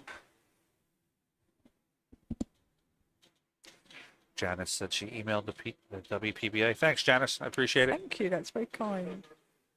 I will actually give the money directly to Brittany. I'll even take a picture and make sure that we put it on our social medias so everybody sees it. There you go. Look, we've got Michael, Chandrane. The templates are 95% touching immediately upon being set, especially with the new ones. There you go. The ball comes out 2 rails behind the 6. Can she get through there? Yeah, I think it's going to leak out. Yeah, she's got a whole ball.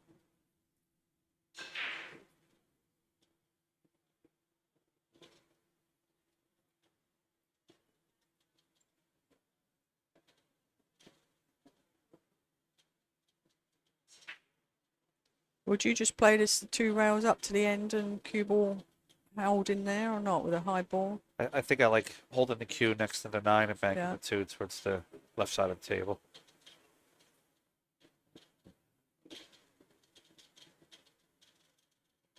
She played thin off of it. Careful that corner pocket. Yeah. Be careful of that Absolutely. corner. It's a danger, isn't it? Oh, she And got a bobble. Oh, she holds She up. was going to reach out and pick it out the pocket. You know, I Thank had God she didn't touch that. I had a discussion with my friend that I said, don't ever touch the ball. Any pool player will be happy to bend over and pick up ball in Absolutely. hand out of the pot. Yeah, so dangerous, isn't it? If she'd made a mistake like that, thinking it was going to drop and it didn't, oh. That would have been a heartbreaker, wouldn't it? Michael Chandranai said, thank you, Allison. Perfect pronunciation. Doesn't get that too often, especially from royalty. Looking at possibly 2 rails coming behind the 2. Goes into the 2, drives it up table. That's because I did a little bit of French at school back in the day. Thank you. Brittany taps the table. Merci, Michael.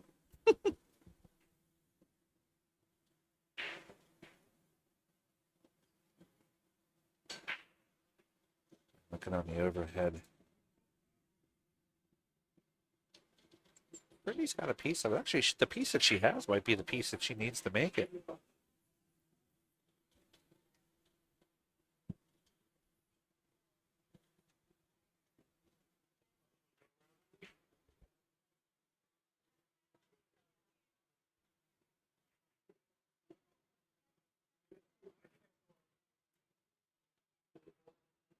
The ball's coming rolling around.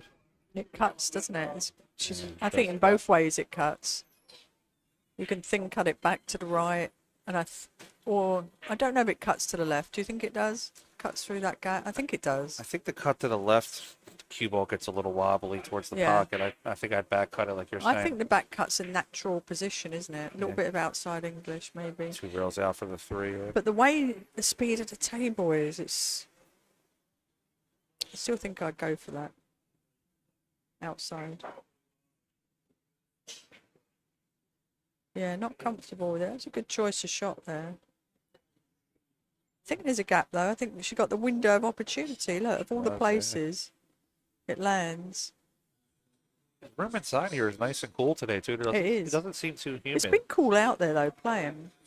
So I don't see the, I guess the weather coming into a factor here. No, and it's beautiful weather here, by the way, isn't it? Last year it was too when we played here. Fantastic. You're down in North Carolina, right? I am. How's the weather down there now? I love it. Yeah. It's been beautiful. I like the fact that we get seasons, but they're not overbearing. It's funny in Philadelphia, where I'm from. The joke is you go through all 4 seasons in one day. That's right. Is it? There's a few places like that. And New York's another one. Yeah. Everything's sort of leaving a little bit awkward here, isn't it? It's like there's shots on, but the control isn't simple. Mr. Rick Gray donated $20 to the WPBA. Thank you for your donation, sir. Thank you. Thank you. I think we're going to do a thing with some photographs here later. Edenicio, who's been taking photographs. He's the best. Wonderful photographer, has been taking a group picture, and I think there's only going to be a 10 available. Oh, nice. So I think they might be. That was a nice shot. Put online later if people want to donate for that. With all the international players that are here, guys, you got to jump on that one. Yeah. There's only 10 available, like That's I what I'm said. saying. I got to jump on that one. Yeah. I might enter that bidding. Yeah. I think there'd be a set price, and what would you pay? What would I pay for all these players? I'd pay $100 for the picture. There you go. I think it might go out at that. As long as you autograph it. Yeah, of course. Of course. Absolutely. Can't go wrong.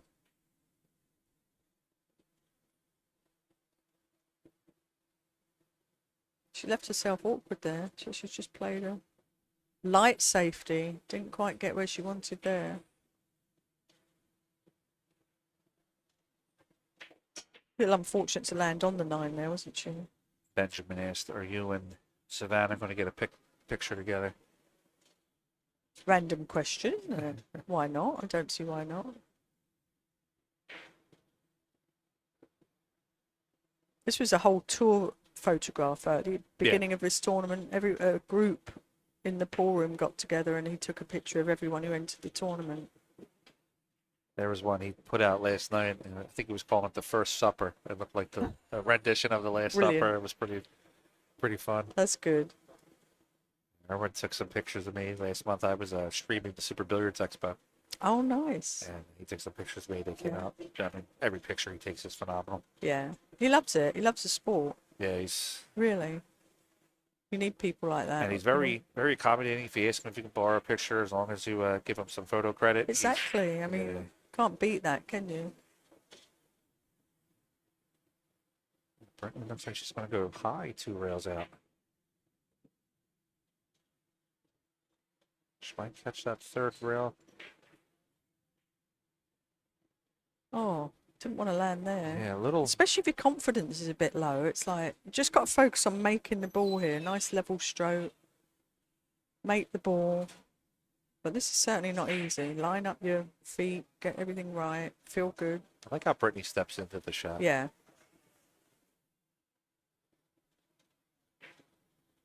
I really feel that's an important thing for pool, especially stepping into the shot and approaching the shot the same way. Yeah, it's physical procedure, and if you watch really good players, you need to observe what they do as their physical procedure. It's lining up your body to the shot, foot in place, your right foot in place if you're right-handed, stepping in, you know, so you're sort of doing your thinking mode, then the step in is like commitment mode. And then all about the stroke, right? Warm-up strokes, nice slow backswing, push through, stay down.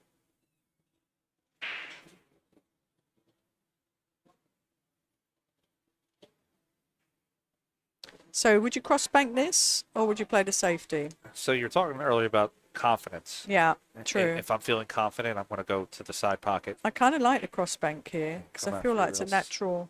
If I'm not feeling confident, I think I'm going to probably bank it towards the top rail and leave the cue down by the 9. Yeah, agreed. She's banking it. She's all in. Made it. See, it was a natural position. That was a great shot. Struck that ball very well. Stayed down on her shot, followed through. Well, I think the choice there, too, was the difference in the safety. Was there's nothing really to hide behind, was there? Yeah. If there was a nice cluster of balls down the other end of the table, you've got cover. But if there's, again, the 50-50, then maybe the bank's the shot. Oh, and Sarah's looking to train this 9. Take a 5-3 lead against Brittany.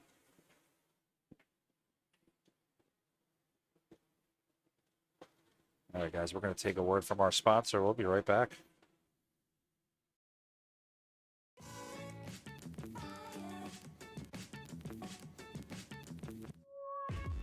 I love WPBA because it's like a big family and we feel so warm. The sisterhood amongst the women. One of the greatest gifts I've ever gotten out of pool were the friendships that I've built from them. What I like most about the WPBA is their continued support for women's pool. I love the camaraderie and the competitiveness of the WPBA players. WPBA gives us a chance, a stage to compete and show our passion. WPBA always supports us in that every tournament we go to, they will always take care of us.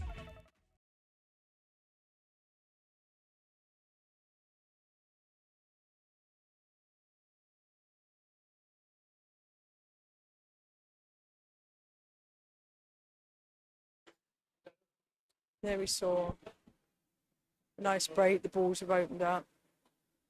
Made a ball. One It's ball. got an open shot. And this table's looking really nice right now, isn't it? Yeah, one ball's looking nice. Free ball to the corner. Is that a 4-9 combo or not? Is that on? Let's see on the overhead. Slightly off. So You would have to play it on the angle, I believe. Yeah, you don't even have to play that. As long as you get the right angle, 3 to 4.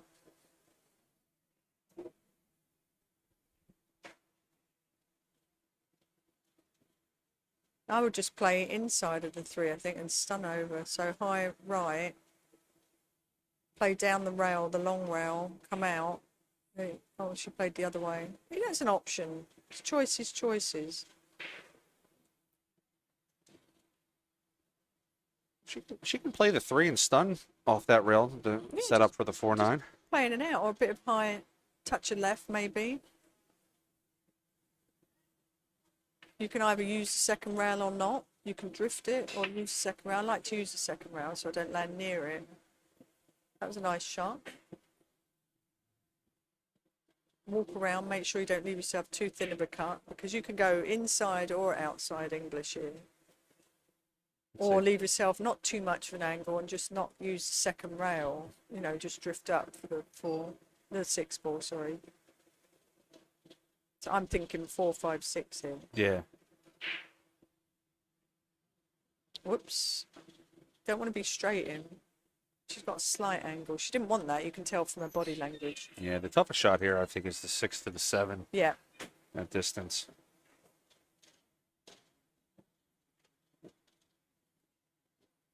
So I would play this with a bit of low right, punch in and out of the rail if I can, and leave myself an angle on the 6 to go twice across.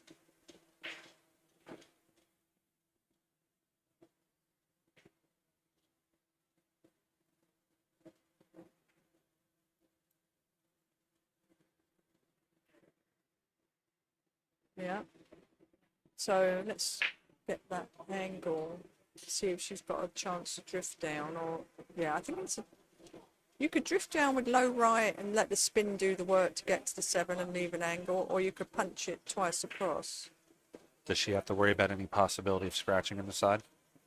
With Not throwing the ball? Not if you stun. If you stunned it with spin, you could go twice across. If you draw it, you would have to. But certainly not with the stun, because the ball would follow the tangent line. I feel she struck it well. She just rattled the ball in the pocket. But always undercutting, not overcutting. Yeah. So she's hitting it thick every time. And that's because she's spinning the ball and getting a bit of deflection on the ball, not maybe compensating for that. But she's left Britney a nasty little shot here. Yeah. You could cross bank this possibly. I like the cross bank. I think here, I the like the pocket cross shot. bank here. Because you can't really, there's no gain from making the 6 the other way, just to make it and try and get on the 7. It's not an easy. If you get that 6 ball into the traffic, 8 ball could possibly, if you don't make it, 8 ball Right. could help you out a little bit.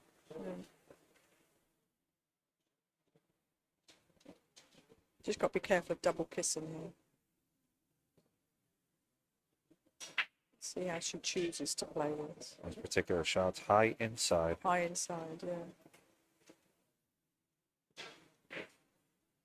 She overcut it. Did you see it hit Yeah. the far knuckle? Because she got a lot of action on the cue ball there too. She got around to the 7. She did. Powered through it. And she's left a nasty little shot here. Yeah. I might consider a cross bank here too. Cross bank, come back. Safety, you up and know, down. two-way shot. Or she'll bump it to the end rail, but that's kind of like negative safety. I think the cross bank, just get your speed control right.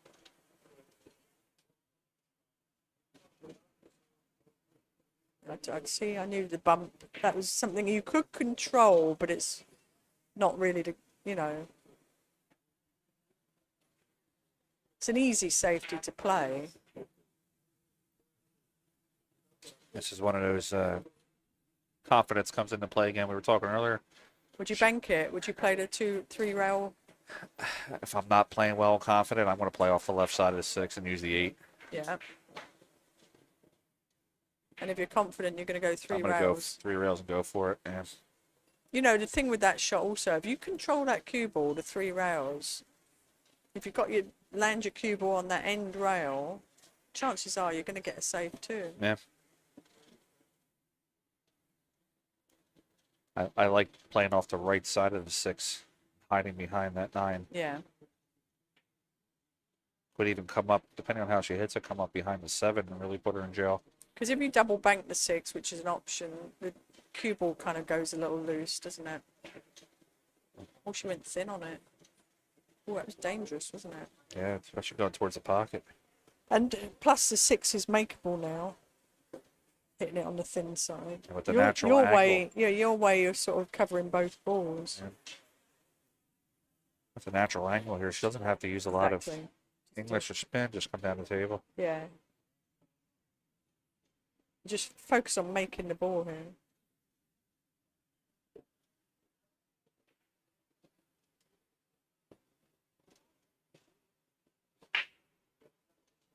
Thick, hit it thick again.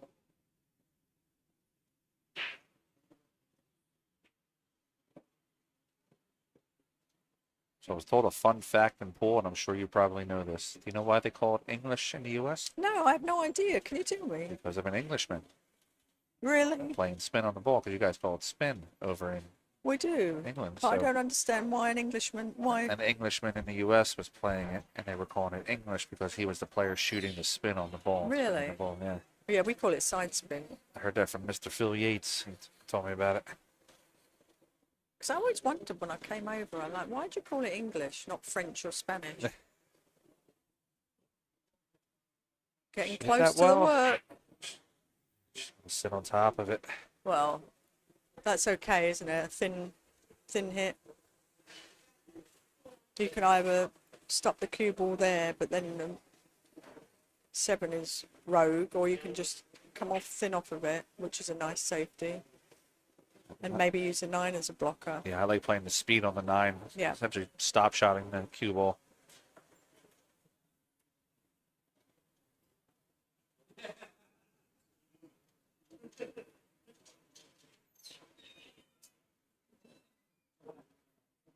Plays off the edge. Yeah, that's dangerous shot, isn't it? Because now Brittany's got control here, I think. That's an easy, safe back. I mean, some people might opt to bank that too, a natural. It's a two-way shot, isn't it? I think if I was in Brittany's position, though, I'd be focusing on a good safety behind the 8. Behind the 8 ball. Left spin on the cue ball, send the 7 to the end rail.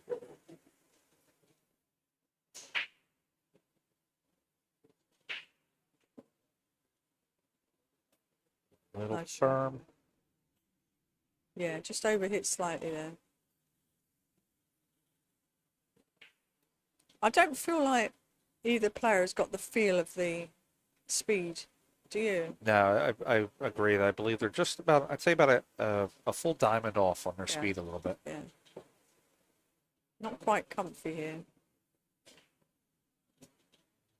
And even though it's the afternoon, it is their first match of the day. Yeah.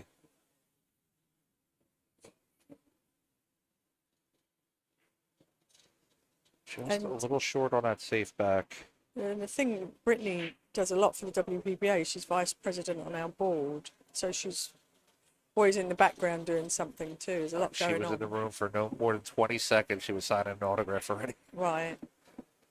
But I could see, sometimes you need a little bit of a moment before you go play, but I think she was full out doing other things before she... She was in boss mode. Yeah, and got straight to the table. And that's hard to do, I think, balance both sides. Now, what have we got here? Have we got a jump shot or not? Or are we going to kick? I don't think she can get through, can she? No, I mean, she does. It's going to be thin, and the cue's going Right. towards the side pocket anyway. I like to jump. Yeah, me too. There's a good chance to make that ball in the side pocket. Yeah, a lot of things happen with a jump. Yeah. Fluke safety. Yeah. Well, and also if you make it in the side, I think it's a pretty natural position for the 8 too. If you hit it right. So we're with her Mezz jump cue.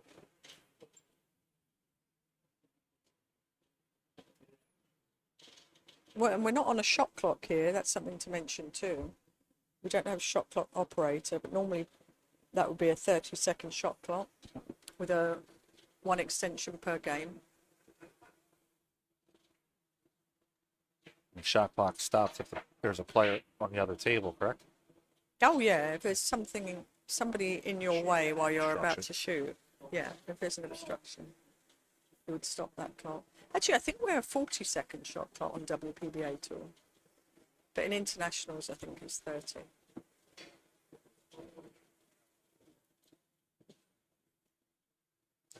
Coming up table. 7. I would go for this and play behind the 8, you know, like the 2 rail behind the 8. Yeah. Cut the 7 ball to the left corner pocket as we're looking at it.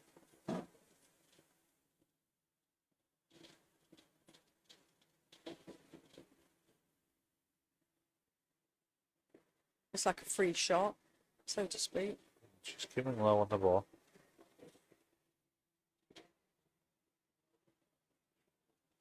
No. That's deceleration there. Yeah, she decelled from it. Yeah. So she slowed down with the shaft as she was hitting the ball, and then got no action on the ball. And that's the deceleration part. If she come through a bit quicker or more solid with the hit, then you get the action on the ball. That was pretty unforgiving, wasn't it, that stroke? Britney showing sportsmanship also, fishing the cue ball out of the bottom for her opponent. Oh yeah, great sportsmanship. Sarah's in a good position. The 8 ball, she can play this to the corner.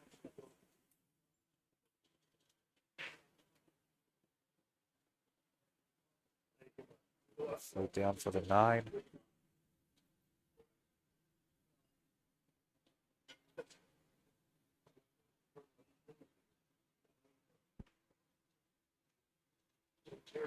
Sarah steps into her shot. She's going to play the 9 to the top left. Try to take a 6-3 lead over Brittany Bryant. She's really just mopping up what she's been given, isn't she? Yeah, she's just been capitalizing on mistakes. Yeah. But both of them have made mistakes. Brittany hasn't capitalised on Sarah's mistakes either. And that's a major part of pool. If your opponent makes a mistake, capitalize on it. Got a score over there. Jordan Helfrey is up 6-5 over Monty Rapero. And I think Jordan's one of our youngest players in the tournament. Yeah, Jordan is very young. She's a very natural shot maker. Very nice young lady. I was talking to her down at rail yard. Yeah, lovely parents to come support her. She works with one of the old-time players, and I can't think of his name. I was told yesterday. It's not D. Atkins, is it? No, it's an old-time player. He's 71 now. Great player back in the day. And he's taken her under his wing. He played doubles with her in Iowa. They won the mixed doubles tournament. Okay, let me see if I can pull up those results. And great old player. I think I met him once or twice. Dave Matlock, that's who it is. Oh, Matlock, eh? He's a great player.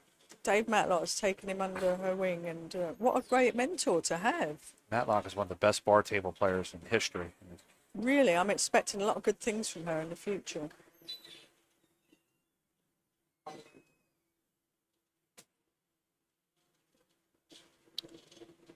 I see on the chat there somebody watching from North Ban, Ontario, Canada. I went there years ago, back in my snooker days, and it was the coldest place on earth to me. Freezing. The windshield was so cold.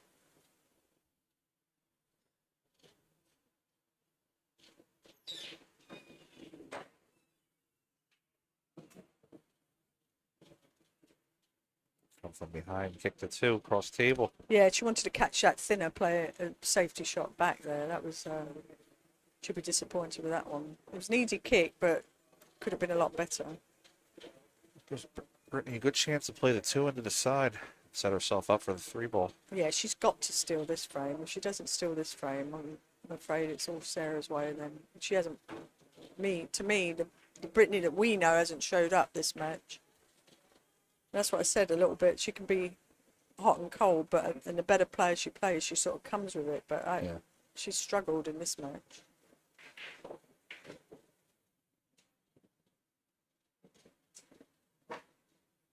Oh, somebody's laughing at me saying old player. I meant old. Well, what did I mean? I mean, I'm old now too, by the way. But then there's old. Old pool players never die. We just recycle them into the chalk. Yeah, there you go. There's a nice thought.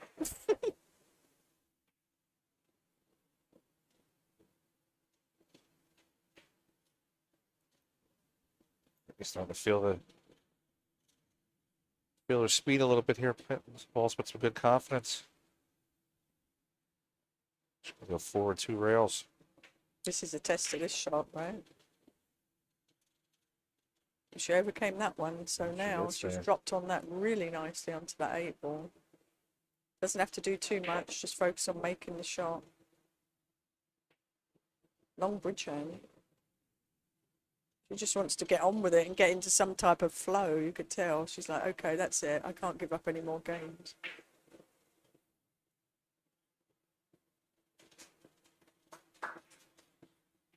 All right, Brittany gets out of that rack. Makes the score 6-4. That's going to be going into rack number 11, so it's going to be Sarah's break. And they're taking a break. While we're taking a break here, guys, let's show you one of our sponsor videos. We'll be right back.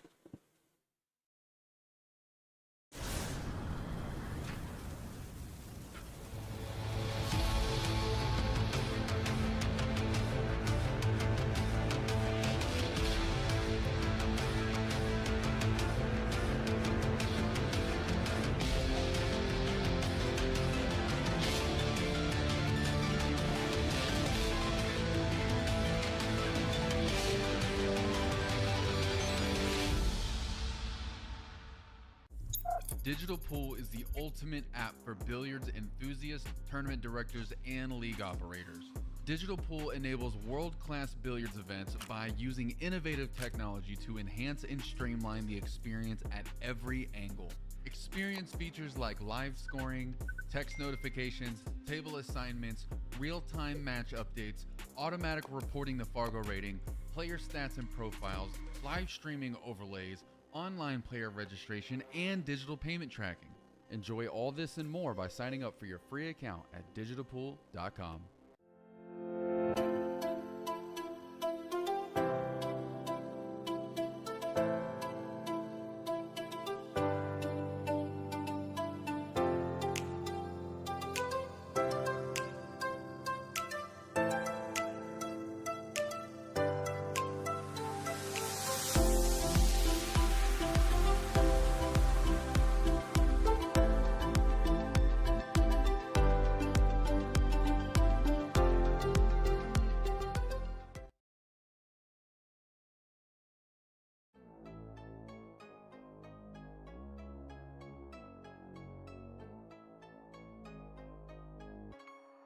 The WPBA is the longest-standing women's professional pool tour and the biggest supporter of women playing pool.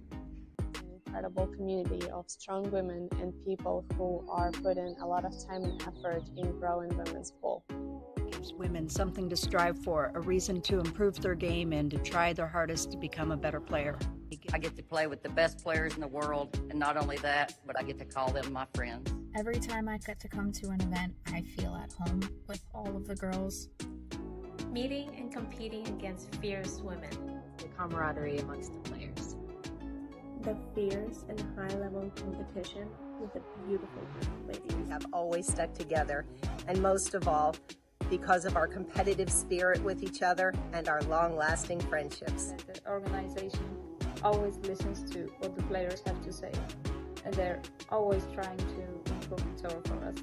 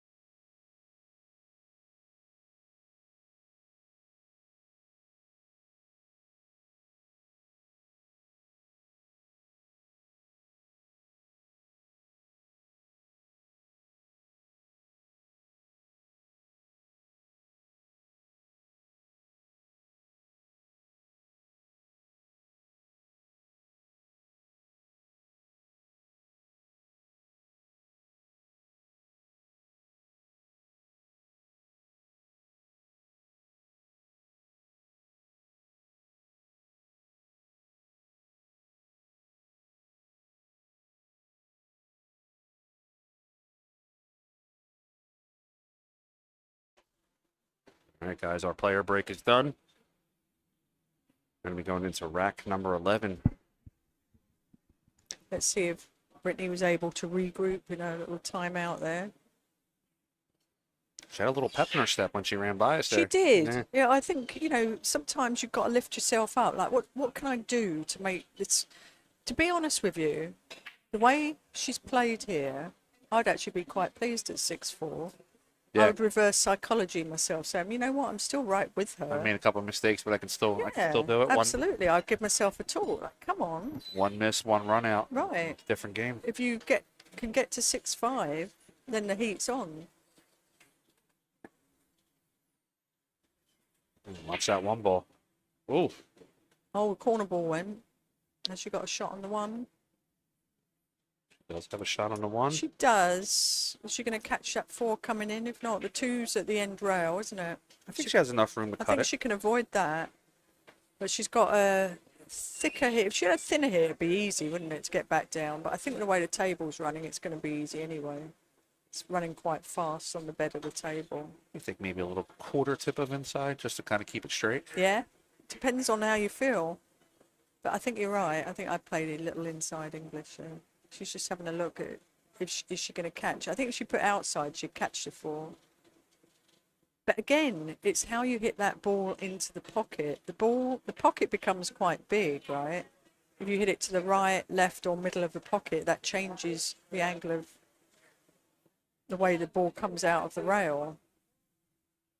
Cue ball. So let's see what she thinks and where she hits that one into the pocket.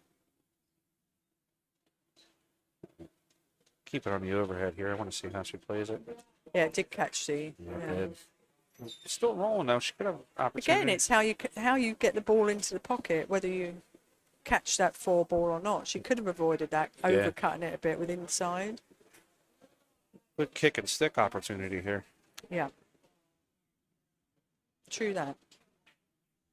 Always important to walk around and see how much room you have behind the ball on these shots.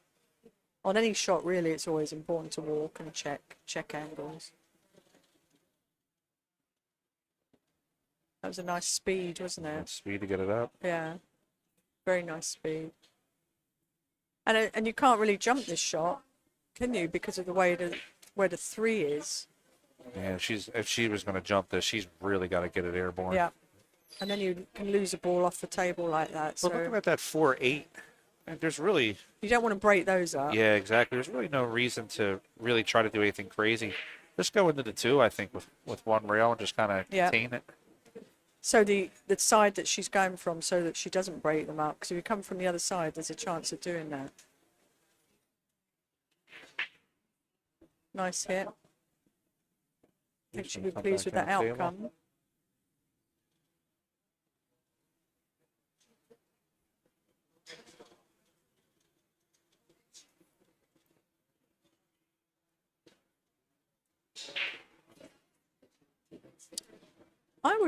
I think, try the up and down shot, trying to use the cue ball behind the 4-8, you know? Yeah. Well, you can either split the balls, first of all, at a certain speed, or you can come off the left side as we're looking at it, off the 2-ball, and use the 4-8 as a possible... 2 rails come behind 4-8. Yeah, blocker.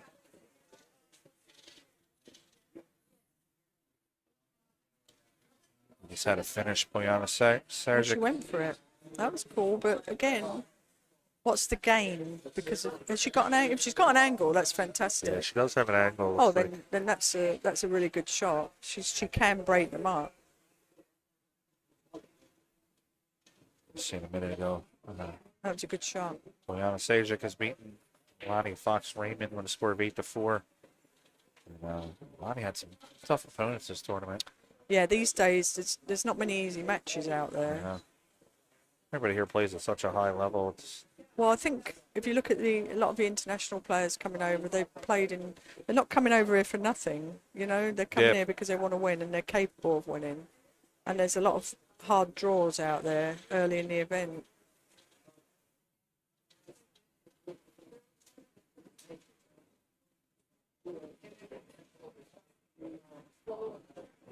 Just going to draw the ball into the left side pocket.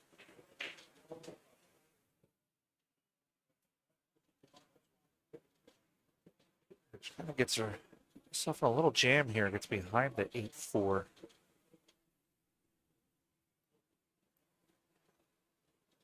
I think she has a piece of it, but not a lot.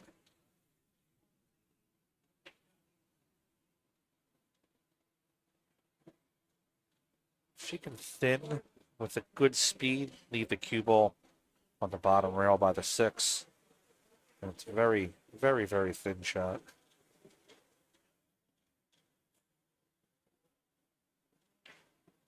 Oh, not playing it.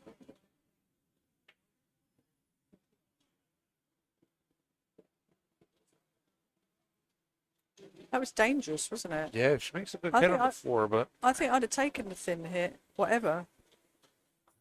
I believe I was looking at it as maybe even give up ball in hand. Yeah. I didn't see the 4 to a pocket. True that, yeah.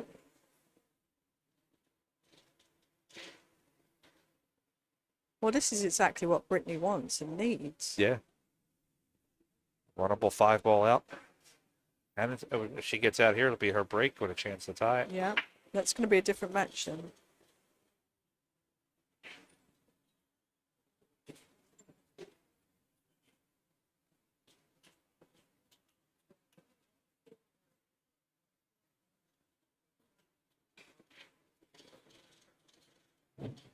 Brittany's going to use, we'll call it the rake this time.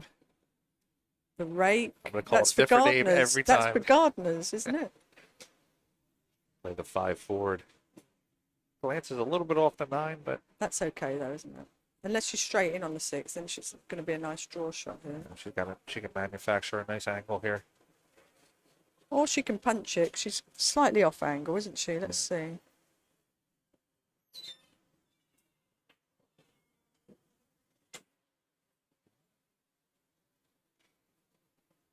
Is she straight in on the 8? Yeah, just to draw back, right? You've got a choice. You can high ball it. Well, she is, isn't she? Look at that. I think I'm drawing that ball. She struck that beautifully. Well. That was a really nice shot. I'd have been a bit afraid to shoot that one. Probably would have rattled it and left it in the pocket. Exactly. Well, the way the match has been going, you know, if you catch the draw, anything can happen.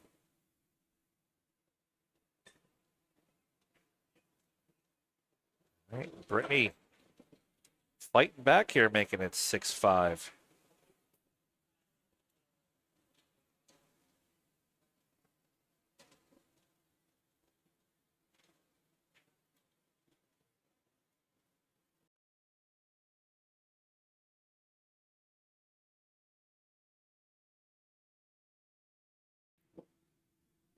Absolutely. Thank you to Aramith Billiard Balls, sponsors of the Women's Professional Billiards Association.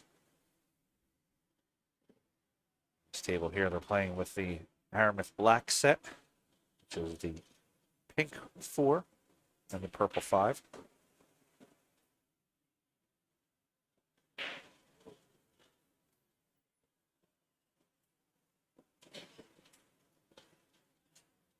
Okay, rack number 12, Brittany to break. Keep an eye on the purple 5 and the 1 ball. And for the 1 ball in this left side pocket.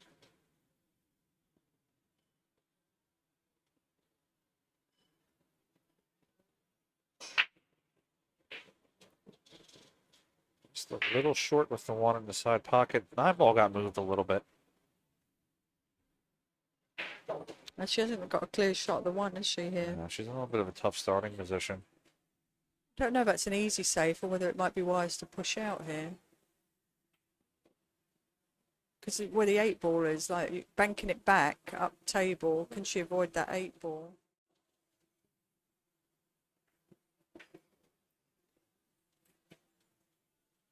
It's a thin hit on the 1.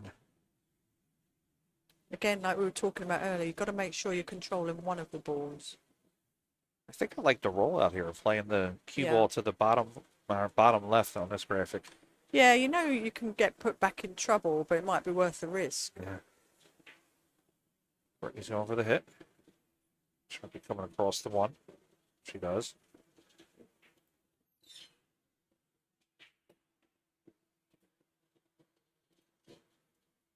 That was a nice shot she played there.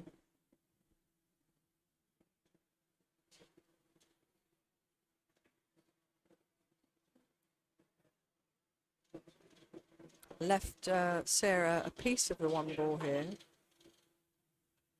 which is a nice safety shot back down table. She's got a little bit of outside English on it. You can see there, right hand spin. He went for it. That's a cue ball behind it too. Yeah, there was no reason not to go for that. It was like a free shot. Yeah. And she's played it at a pace that, having missed the ball, it's gone safe, the 1 ball. She just caught it a little bit thick there.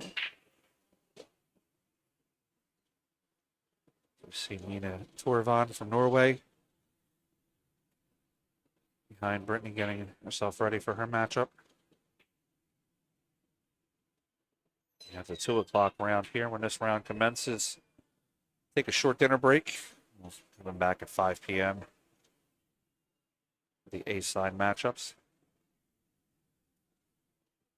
Stream table A-side matchup will be Rita Cho versus Margaret Fefalova-Steyer. Margaret finishing last year number 2 WPBA rankings, right behind Christina Tpke. Yeah, this has been like breakout years for them, I think, with their consistent performances. Especially Christina, obviously having won the World 10 ball. That's massive. The same year that her fiance Fedor Gauss won the 10 ball, world. Won pretty much everything. World event, yeah, World Championship. Actually, good friends of Margaret. I talk to her a lot. Her work ethic is very inspiring. Yeah, she does loads of drills and just in life too. That her gym workout, her regimen every day. Well, it's a dedication to the game. Yeah. You know, they have goals. The players have goals to be a champion, to be consistent, and that's what you have to do. They're role models of how to be successful.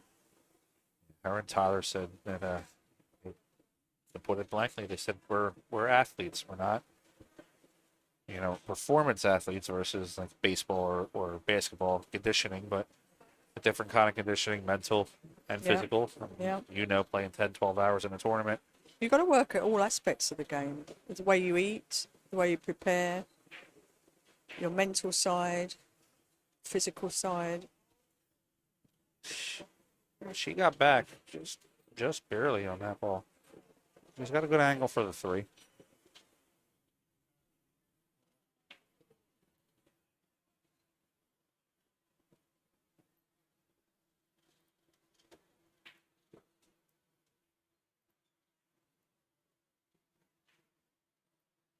You can see, I love the overhead because you can see where they're placing the tip on the ball.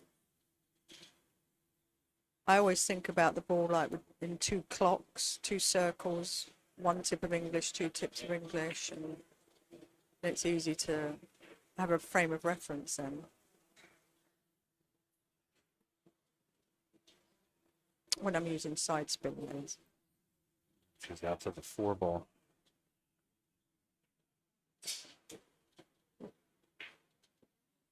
Ooh, that was a poor miss, wasn't it?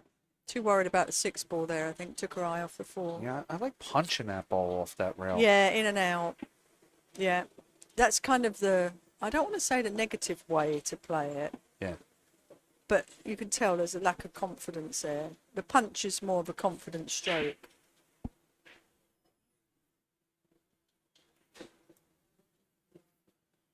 Brittany's got a good opportunity.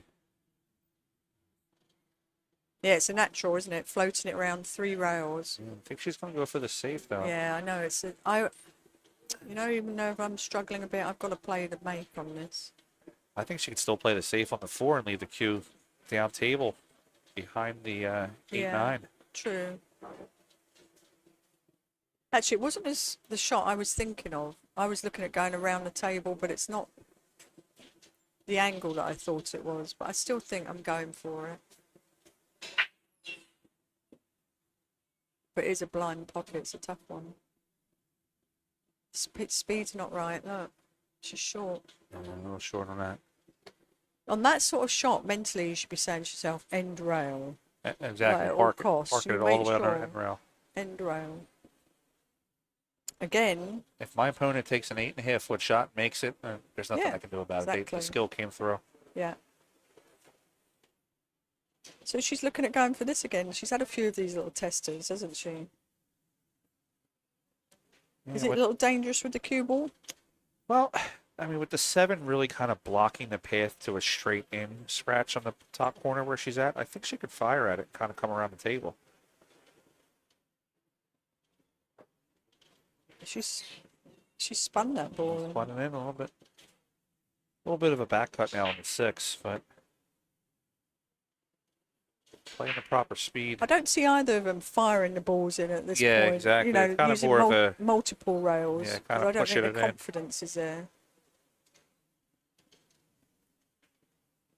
Brittany showed a sign or two last rack when she started really kind of flowing with the shots, but She's got to win this rack. Brittany has to win this rack. yeah, it's a very important rack for her.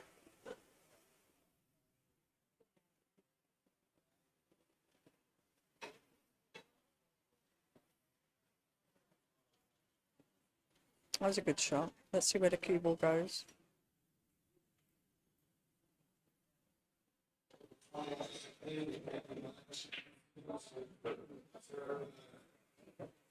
Seven does track to the bottom right. This is one of those, again, we've talked about it a few times today, one of those confidence shots. If you're really kind of feeling your stroke, you can kind of punch this high left where you throw it off the side rail, top rail, come down, but she's going to play the draw. Yeah, it's options, isn't it? It's what the comfort level is. Like,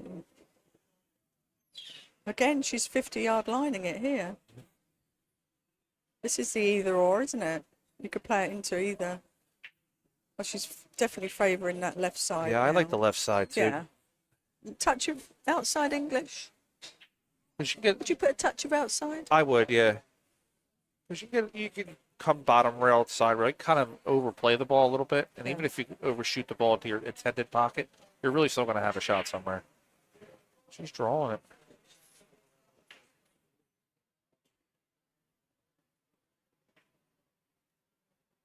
No, I didn't like that choice. Yeah, I wasn't a fan of that shot either. I'm sure Brittany Bryant is though right now, having 2 balls I on the think you table. had more chance of scratching playing it like that than you. Yeah.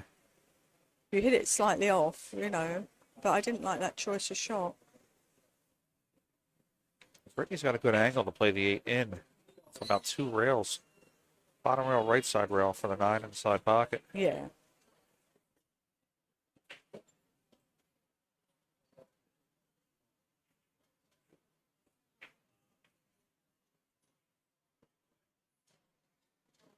Like we said, that's a big rack for Brittany, bringing it back to I tied. think that's, I'll tell you what, that's the match turning point for me. Could be. All right, we have 6-6 on the score, all tied up. Going into rack 13.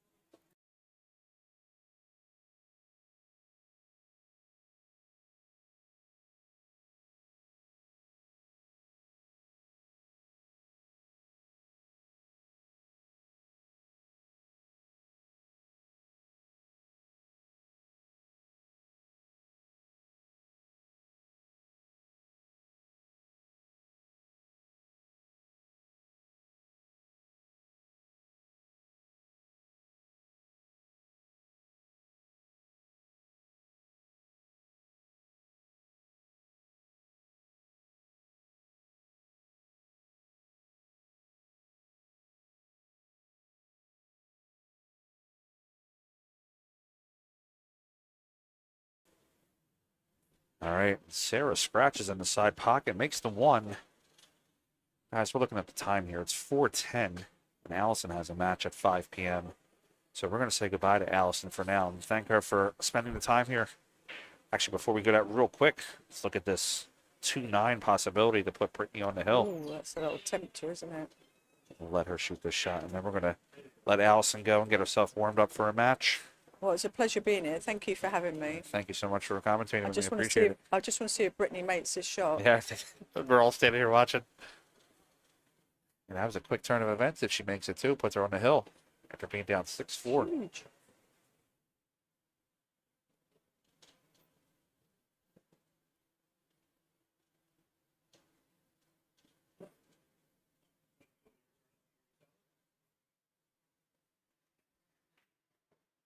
Wow. She fires it in, and That was Brittany massive. Bryant is on the hill Yeah. for a score of 7-6. All right. Thank you for having me. Thank you for tuning in, everyone. I'm going to hand you over Thank you, Allison. to Lonnie. You coming in? Okay. Thank you. And we got the Foxy one coming in here with us. Lonnie Fox Raymond, the voice.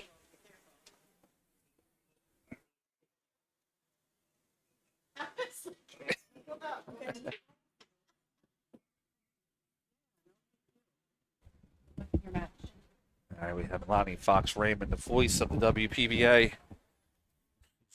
The little hamster in the wheel that makes all the stream turn.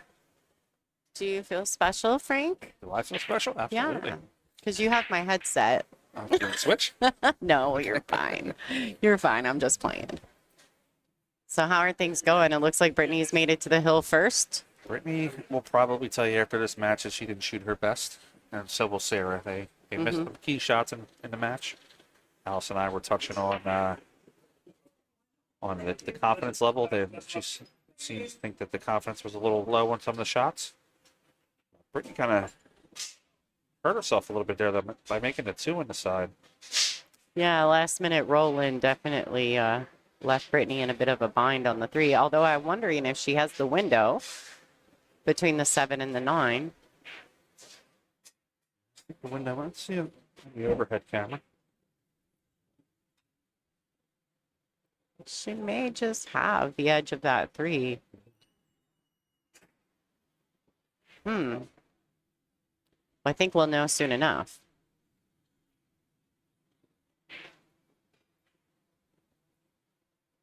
Yeah, it's a treat having Allison in the booth, isn't it? Absolutely. She's amazing.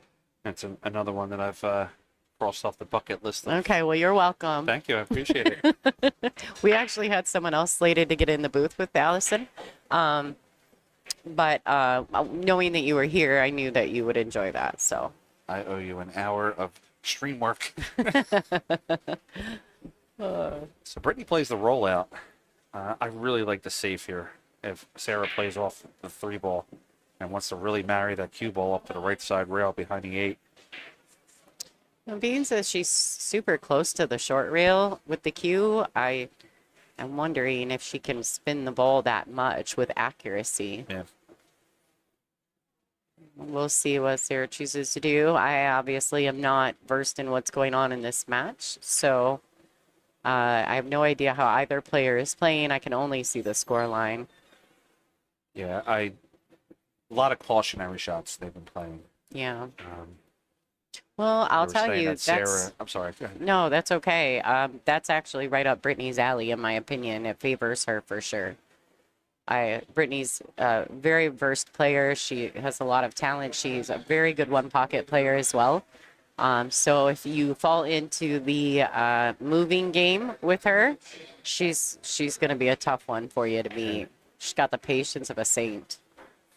Allison was saying that Sara had to go directly to the B side because of some, flights and outages in Portugal. So her coming in basically dry. Yeah, this this is not the easiest first round matchup for anyone. No, walking into a Canadian national champion. Yeah. Like 19 times. Yeah. But Britney is just a well-rounded, versatile player, and she's obviously a star on the WPBA as well. So coming in on the B side for your first round and drawing right into one of our top players is definitely not an easy role for Sara. For that safe, but it looks like it just leaked out enough to play that channel between the 7-9. I can't tell how much of the three or which side of the three she actually has, but she has some of it. She may be dead in the face of it. Yeah. She can play 2 rails. Right, this is a decent shot, unless she catches the window again. I think all 3 safeties, they've caught the window. Exactly. This long table view is... No, she got her. She got her.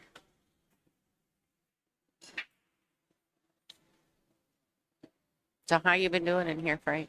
Doing well. Yeah, I figured you wouldn't have any trouble at all. Yeah. Raxx is actually one of my favorite pool rooms in New York. I love coming here.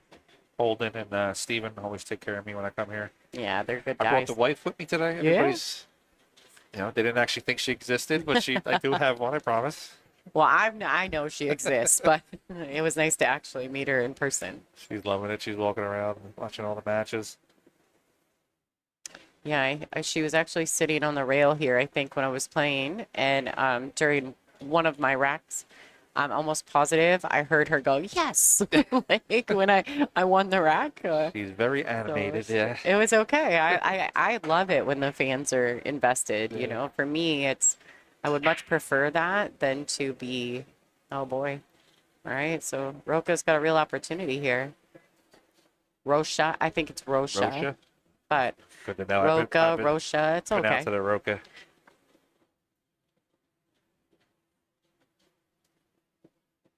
I had a lesson from Ada Leo on how to pronounce Rita Cho's name. Oh, yeah. Way to go, Rita Cho. Yeah.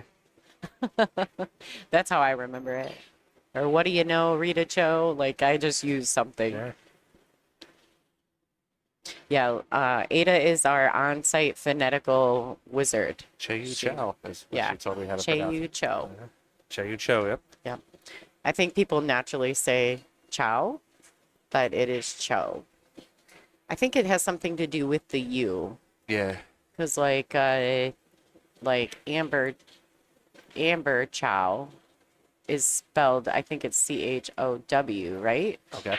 But Rita Cho is C-H-O-U. So I think it has something to do with the U. Obviously, I know nothing about Asian languages, so. Yeah, I barely speak English well. Yeah, right. And it's not proper what I do speak. My Philly accent. It's brutal.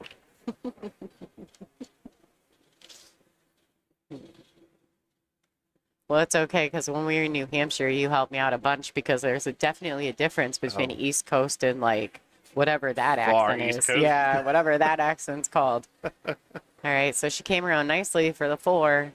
Or that's the 5. Apologies. I had that problem all this morning. I was commentating. It was brutal for me this morning. Yeah. Plays the pocket speed for the 7-9 combo. It's definitely possible. They're definitely not wired. There is a gap between them, but they look fairly straight. Maybe a little cut on the 7. Just a very, very tiny cut. I'm about to put a piece of paper. Start drawing lines. Yeah. Protractors. Yeah, Right. there you go. Yeah, she had to cut the 7 just a tad. All right, so this is a hill, Folks, we're hill, going griller. hill. Hey! Listen, I've only gotten to use that graphic once this weekend so far. Really? Yeah. It's my favorite graphic you sent me. And the fans, we all like Hill Yeah. Hill. Anything I could do to help? Players, not so much. We talking earlier about Brittany's father's tournament. Yeah, yeah. And I believe it was Janice. Slide back here 1 second.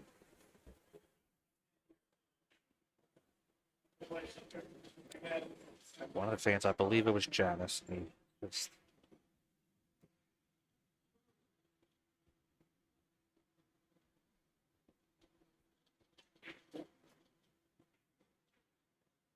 Either so,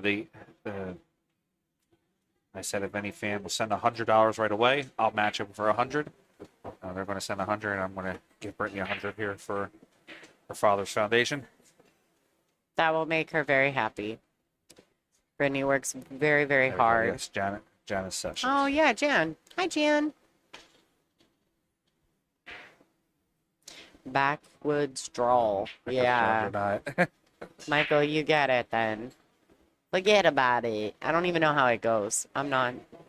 But there was something I said when we were in New Hampshire, and you were like, that's not how you say it. Oh, yeah. I can't even remember what it was. New Hampshire or something. No, that wasn't it. No, that wasn't it. It was something. But I got much better at it after you told me. I can't remember what it was now, but I will. You're doing wonderful, Janice. Thank you for watching. Hopefully we'll see you again soon. All right, so match a one pocket match, right? Switch the rack for the hill, play one game of one pocket. Who you got, Benjamin? All right, nice safety play there by Sara, and put her up over the 3 with the cue. This is different for you, isn't it? What? You got somebody working the keys. Yeah, I don't mind. Like, I'm good.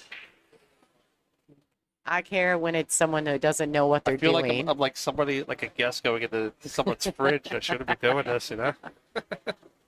There's not many people in here I'd let click the buttons, but I'll let you do it. I appreciate it. How's Hi, it going there, Corby? Yeah, like, I wasn't even worried. It's the first match, I think, that I was playing that I wasn't sitting over there going, oh my gosh, have What are they they froze doing? anything up? Did they move any graphics? Are Like, we even online right now? I came back after one match and I had a scoreboard gone and all kinds of stuff. And I thought, what in the world were these girls clicking on? It came to my head. Conquered. What was it? Conquered. It was the word. Yes, you're right. New Hampshire, they say conquered. The Concord. The Concord. Concord, New Hampshire.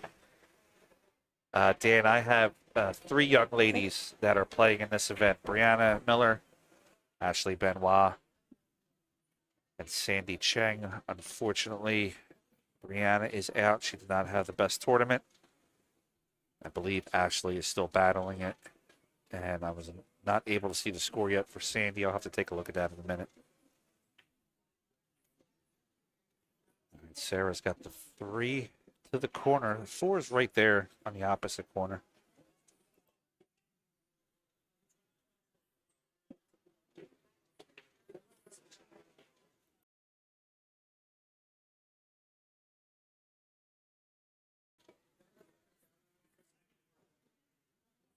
And speed control is a factor here. Works out for her.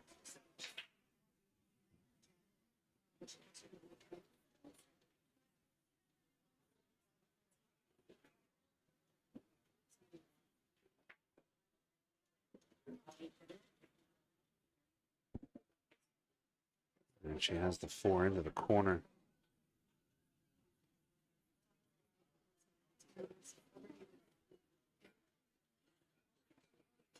Screw back.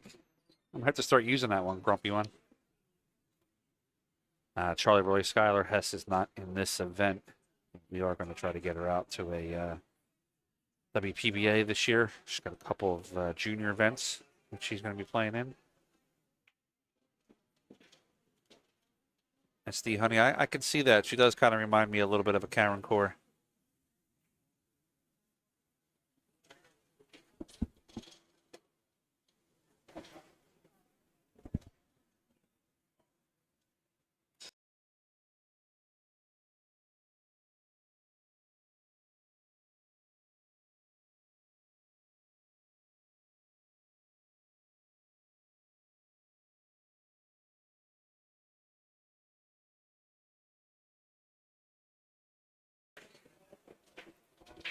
And we got the Fox back here with us.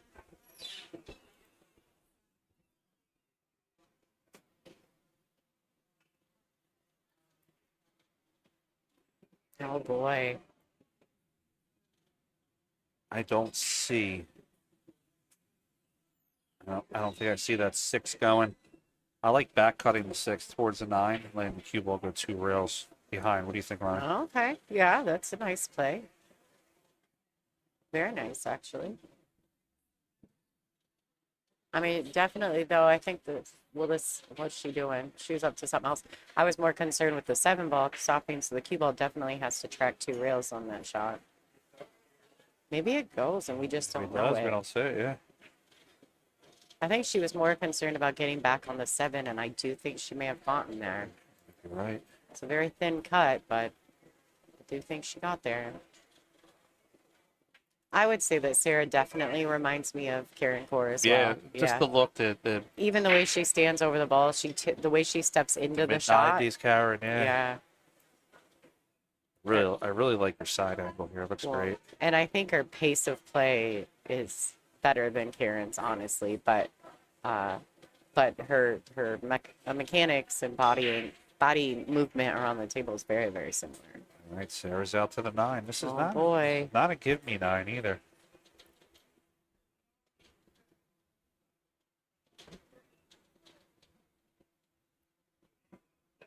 Okie Fish Karen has been playing in the past year or so.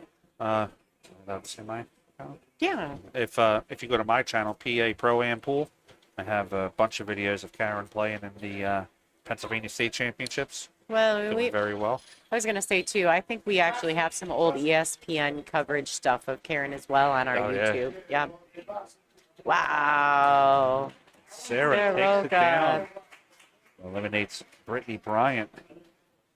Going to move Sara on to the next round. All right, a little fist pump from Sara to the group, the fans, the spectators. All right, so it looks like, let's just double check what's going on here. Let's just check what's going on here with the brackets. We're going to go see what's going on. I do think our 5 o'clock matchup is going to be Margarita Fefalova-Steyer versus Che Yu Cho. So 5 o'clock A-side matchup, it's a monster. We will be rebooting the stream, so thank you guys for tuning in. The ladies are getting warmed up for their 5 o'clock round. Although you can see Wei Su Chen's up there shooting some balls, Allison Fisher to the top right of your view. All these ladies getting prepped for their A-side matches. My name is Lonnie Fox Raymond. You're watching WPBA Billiards on YouTube. Special thank you to Frank Maialetti from PA Pro Am. Thank you, guys. I appreciate it. And also to Miss Allison Fisher, the Duchess of Doom herself, for stepping in while I had to play my match. So you guys, we're going to shoot a couple commercials out there, and we're going to reboot the stream, be back at 5 o'clock Eastern time zone for some jam-up action between Margarita Fefalova-Steyer and Che Yu Cho.